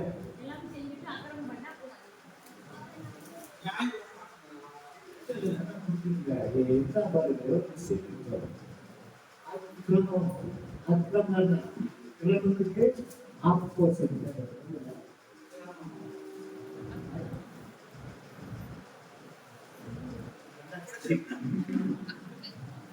கிரமமா செய்ய வேண்டும். எப்படி செய்யலாம்? அக்கிரமமா செய்யலாம். சொல்லாங்க என்ன பண்ணல செய்யல. இதெல்லாம் தேவை சொல்லலாம். என்ன சொல்லுவாங்கன்னா இதுவே போக்கஸா கருதுறாங்க. பக்குவான். ரிசல்ட் வாங்குறதுலயே ஃபோக்கஸா இருப்பாங்க, தீர்க்கதரிசனத்திலே ஃபோக்கஸா இருப்பாங்க, அற்புதம் செய்யறதுலயே ஃபோக்கஸா இருப்பாங்க. இப்படி பண்றவங்களுக்கு தான் சொல்றாங்க அவரு. ஆனா இது வேணாம்னு சொல்றேன். இதுலயே பிள்ளைங்க இதை விட மேல் பள்ளியெல்லாம் இருக்குது, இதை விட ஒரு லெவல் இருக்கு, இன்னும் நிறைய செய்வதெல்லாம் இருக்குதுப்பா. ஏன் சங்கதான் சொன்னாரு, நீ இதே செய்துட்டு ஏதாவது என் பேர சொன்ன எல்லாம் போகலாம், போவாங்களோட கிடையாது, 100% போவோம். ஆனா இதை காட்டுல வேற ஒரு லெவல் பள்ளி இருக்குது. தேவனை அறிகிற அறிவு ஒன்று இருக்கு. தேவனை அறிகிற அறிவு விட்டுட்டாங்க, விசாசு ஓட்டத்துல இருக்கிறாங்க, அற்புதம் தேவத்துல இருக்கிறாங்க. நல்ல ஒரு லைஃப் ஸ்டைல் சொன்னாரு, லைவ்ல சொன்னாரு. அவர் பெரிய காலேஜ் அவங்க ஜான் பார்த்து சொல்லிட்டு அவர் வந்து அற்புதமான ஒரு நேரம் நம்மளோட பைபிள் வந்து அந்த வருஷம் படிச்சிடலாம். எனக்கு வாய்ப்பு கிடைச்சது. கேரளா ஒரு ஊழியர் செய்யும்போது அதிகமாக விசாசு வந்து ரொம்ப ஆர்வம். அப்போ ஆண்டவர் அதிகமாக மீட் பண்ணுறாரு கேரளாவில். அதோட இதே பசு காரணம் விசாசை என் ஃப்ரெண்டு சொன்ன போனோம். இதுக்காக வளர்ந்தாலும் நடத்தி கொடுத்துக்கிறோம், பயந்துட்டு அதுக்கு இருக்கேன். முதல் ஜனமே பேசியிருக்காங்க. அந்த அறிவு நம்ம காட்டலாம் அவங்க சமைக்காரு. இன்னொரு சொன்னீங்க கொஞ்சம் நேரத்துக்கு ஃபுல்லாக பண்ணிடலாம். அப்புறம் வேலை ஒரு பசங்க ஃபுல்லாக பயணம் பண்ணிடுறாங்க. தேடி தேடி போட்டுருவாங்க, தேடி வச்சு எடுத்துவாங்க, படிப்பாங்க, எழுதுவாங்க, படிப்பாங்க. படிச்சு அப்புறம் பேர் காலேஜ் ஒரு நல்லா பேசி அந்த பைக்குக்காக பேசுறாங்க. நிறைய சீசருக்கு உருவாக்குறாங்க. அவங்க சொல்லுவாங்க, இது ஒரு பெரிய விஷயம் கிடையாது, இதுக்கே நம்ம பேசப்படுகிற நீ எங்க போனாலும் என் பேரை சொன்னா அது வாழ போகுது, இதுக்காக ஏன் போன சைக்கிள் இருக்கு அப்படின்னு சொல்லி ஒரு நடத்திட்டு போனேன். நம்ம வயசான இன்னைக்கு இல்லாத நம்ம வந்து இன்னைக்கு அவங்களுடைய பைக்குக்காக பிஸ்கட் ஆசிரியர் கேட்கிறாங்க. என்ன ஏசு சொல்ல வராங்கன்னா அற்புதம் செய்து சொல்றதுலே என்ன பண்றாங்க, ஒரு குறியா இருக்கிறாங்க. தேவனை அறிகிற அறிவு கிடைக்கும். இன்னைக்கு கிறிஸ்தவ சமுதாயத்துல இன்னைக்கு பெரிய பிரச்சனை இதுதான். ஆண்டவரை குறித்துதான் அறிவு நாலேஜ் இல்லாததுனாலதான் இன்னைக்கு தீர்க்க தேசத்துக்கு நம்பி ஓடுறது ஜனங்க, அதுக்கு எந்த அற்புதம் செய்யலாம் நம்பி ஓடுறது ஜனங்க. இதுதான் இன்னைக்கு சந்தையில் நடந்துக்கிறீங்க. நான் சொல்றதுனால கடவுளை அறிஞ்சிக்கிட்டேன், வேதத்தை படிக்க நாம் யார் என்பதை புரிஞ்சுக்க, கடவுள் யார் என்பதை புரிஞ்சுக்க. இப்படி புரிஞ்சுக்கிட்டா நீங்க எங்க ஓட மாட்டீங்க. அது சேர்த்து சொல்றாங்க, அது விசாசம் ஓடலாம், எங்க ஓடலாம், எங்க ஓடலாம் ஓடி வாழ்க்கைதான் வராது.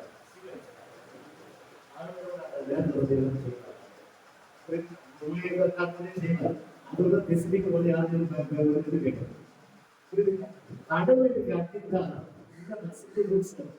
அனுபவத்துக்கு அவசரம். எப்போ படிச்சு நம்ம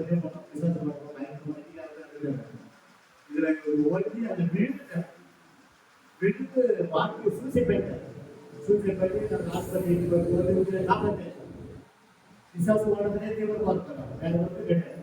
ஆனாலும் வேற நல்ல காப்பாற்றிட்டேன். நல்ல ஒரே 70 வருஷம் 7 பேர் கற்றுக்கிறாங்க. இதுல முதல் தரம் அவர் படிப்பேன் நான் நல்லா சொன்ன போயிட்டாங்க. அவரே இன்னைக்கு கடவுள் இருக்கிறாங்க. அப்ப நர்சிங்க பிசாசு பிசாசு மட்டும் சாப்பிட்டு நிறைய பாசி இருக்குது, நிறைய பிஸ்டிக்கா நிறைய கண்ட்ரோலாம் கண்டிப்பா போக வேண்டியதாக இருக்கு. அதெல்லாம் இருந்து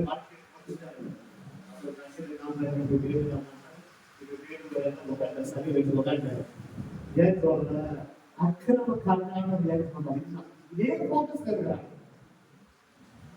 அந்த நேரத்தில் வரும்போது கஷ்டம் வந்து செய்வாங்க. அவங்க சொன்ன விசுவாசத்தோட சொன்னா நடக்கணும். இதுக்காக பெரிய பாசம் தான் ஓட்டுக்கு கிடையாது. எந்த ஒரு பிசாஸ் வரப்பா பிசாஸ் பல ஃபோன் பண்ணாங்க.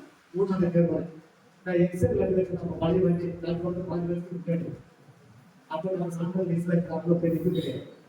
கூப்பிட்டாங்க வண்டி ஒரே அடிக்கு ஸ்டார்ட் ஆகிற வண்டி சாட்டே ஆகும். எப்படி இருக்கு பார்க்க வீட்டுக்குள்ள வச்சிருக்கிறாங்க. பழைய நிறைய போட்டு அந்த கண்ட்ரோல வச்சுக்கிறாங்க. ஸ்டார்ட் ஆகல. நல்லா புரிஞ்சுக்கிட்டு இது யாருடைய அவங்க ஏசி காமிக்கிறாங்க.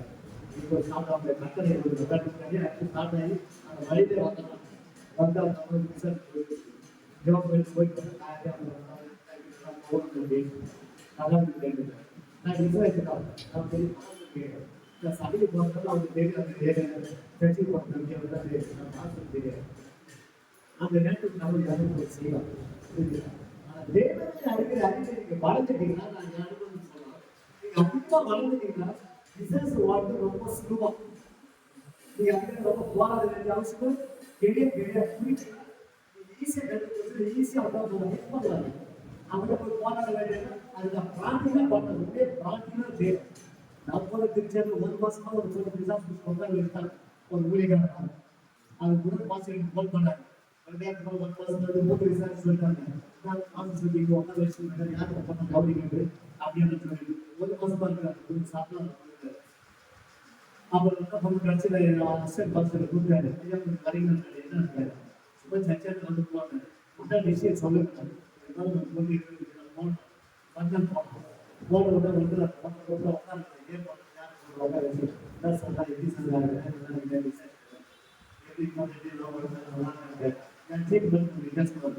தெய்வத்தை அடிக்கிற அறிவு வாழ்க்கை வித்தியாசமா இருக்கும். அதுக்கு போய் நம்ம அடிச்சு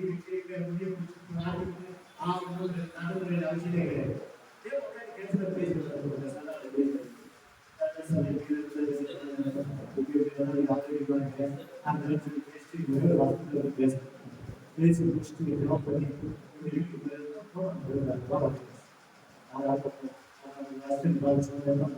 ஒரு மாசத்துல வீட்டு வச்சுக்கிறாங்க.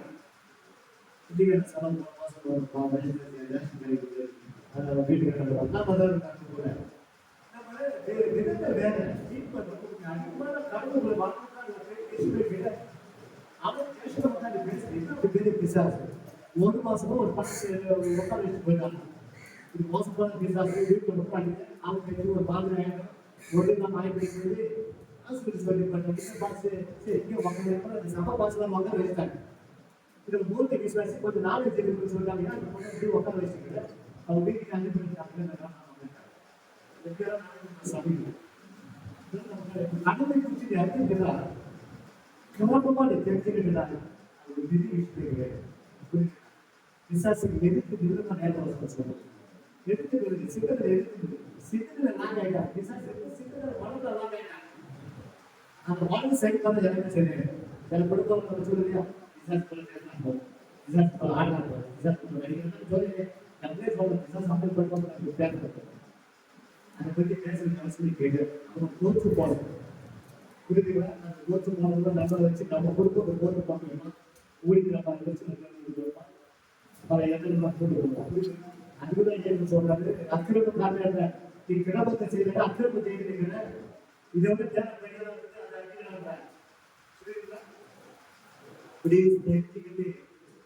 சொல்லி பாருங்க பண்ண தெரியாது. போய் சொன்னாங்க எதிர்காலத்தை பற்றி சொல்ல மாட்டாங்க. தீர்க்க தேசம் கேள்வி வந்து இதுல வாழ்த்து யூடியூப் தீர்க்க தேசம் வந்து ஒரு செக்ஷன் நீ உணர்ந்த அர்த்தம் அர்த்தம் காமி ஓடி புரியுதுங்களா? தீர்க்க தேசம் யூடியூப் தீர்க்க தேசம் வந்து யூடியூப் சொல்லுவாங்க. நம்ம கிறிஸ்தவத்துல தீர்க்க தேசம் வெளியில போனா ஜோஸ் இதுதான் நடக்குது. அவன் கிளியை வச்சு சொல்லுவாங்க கையை வச்சு சொல்லுவான். நம்ம தான் சொல்றோம். ஒருத்தர் கேள்வி கேட்டாங்க சொல்றாங்க சபையில பற்றி சொல்லுவாங்க சொல்லுவாங்க நான் சொல்றேன் அப்படியா அப்ப சம்சாரம் சொல்றாங்க அர்த்தம் சொல்றாங்க அதுதான் போய் பார்க்க எப்படியாவது தெரிவித்து சொல்றாங்க சொல்றேன்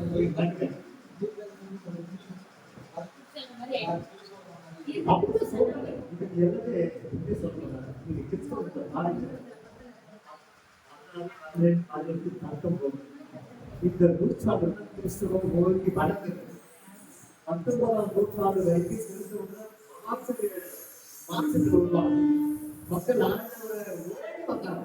ஆறாவது 5 மணிக்கு 4 மணிக்கே வந்து உட்காருவாங்க. ஜனத்தை அவ்வளோ ஆர்வம் வருவாங்க. வேலை விட்டுட்டு வருவாங்க. தெரிந்தவங்களுக்கு சட்டியாட்டிக்கு வேலை விட்டுட்டு வருவாங்க. அந்த மாதிரி தான் போவாங்க. வேலைக்கு சர்ச்சைக்கு வருவாங்க. அப்படியே பார்த்து ஒரு காலம் இருக்குது இதே கிடையாது. ஆண்கள் அவ்வளவு கஷ்டத்தில் அவங்க பார்த்து நிறைய குடும்பங்கள் ஆசீர்வதிக்கப்படுது. நிறைய குடும்பங்கள் சமாதானமா இருப்பது இந்த நூற்றாண்டு ரொம்ப மோசமாகி போச்சு.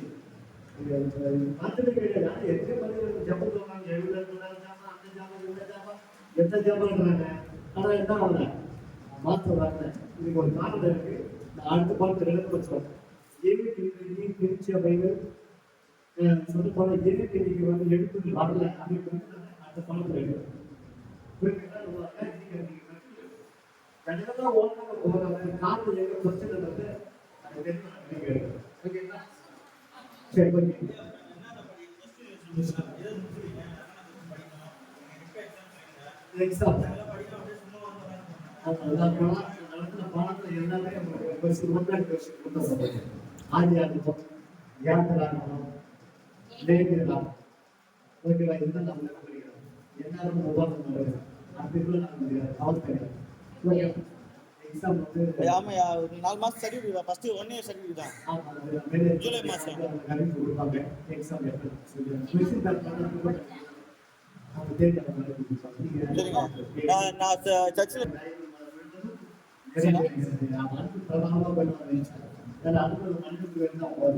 ஆண்டவர் ஆராதிக்க முடியும், ஆண்டவர் குறிப்பிட்ட நடத்த முடியும், நம்ம வாழ்க்கையை நல்லா இருக்கணும். அன்புதான் பிரதானம் போயிருக்காரு.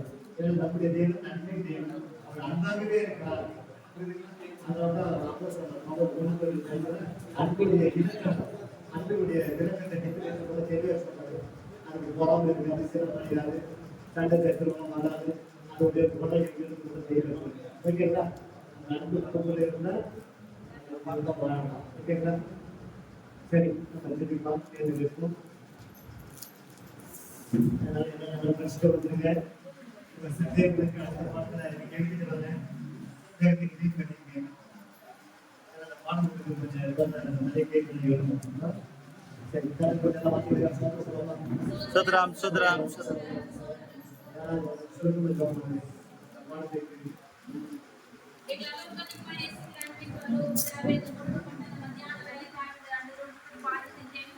சுவாமி அப்பா நீங்க கேட்ட வார்த்தையின்படி அந்த நியாய பிரமாணமானது எங்களுக்கு தெளிவாய்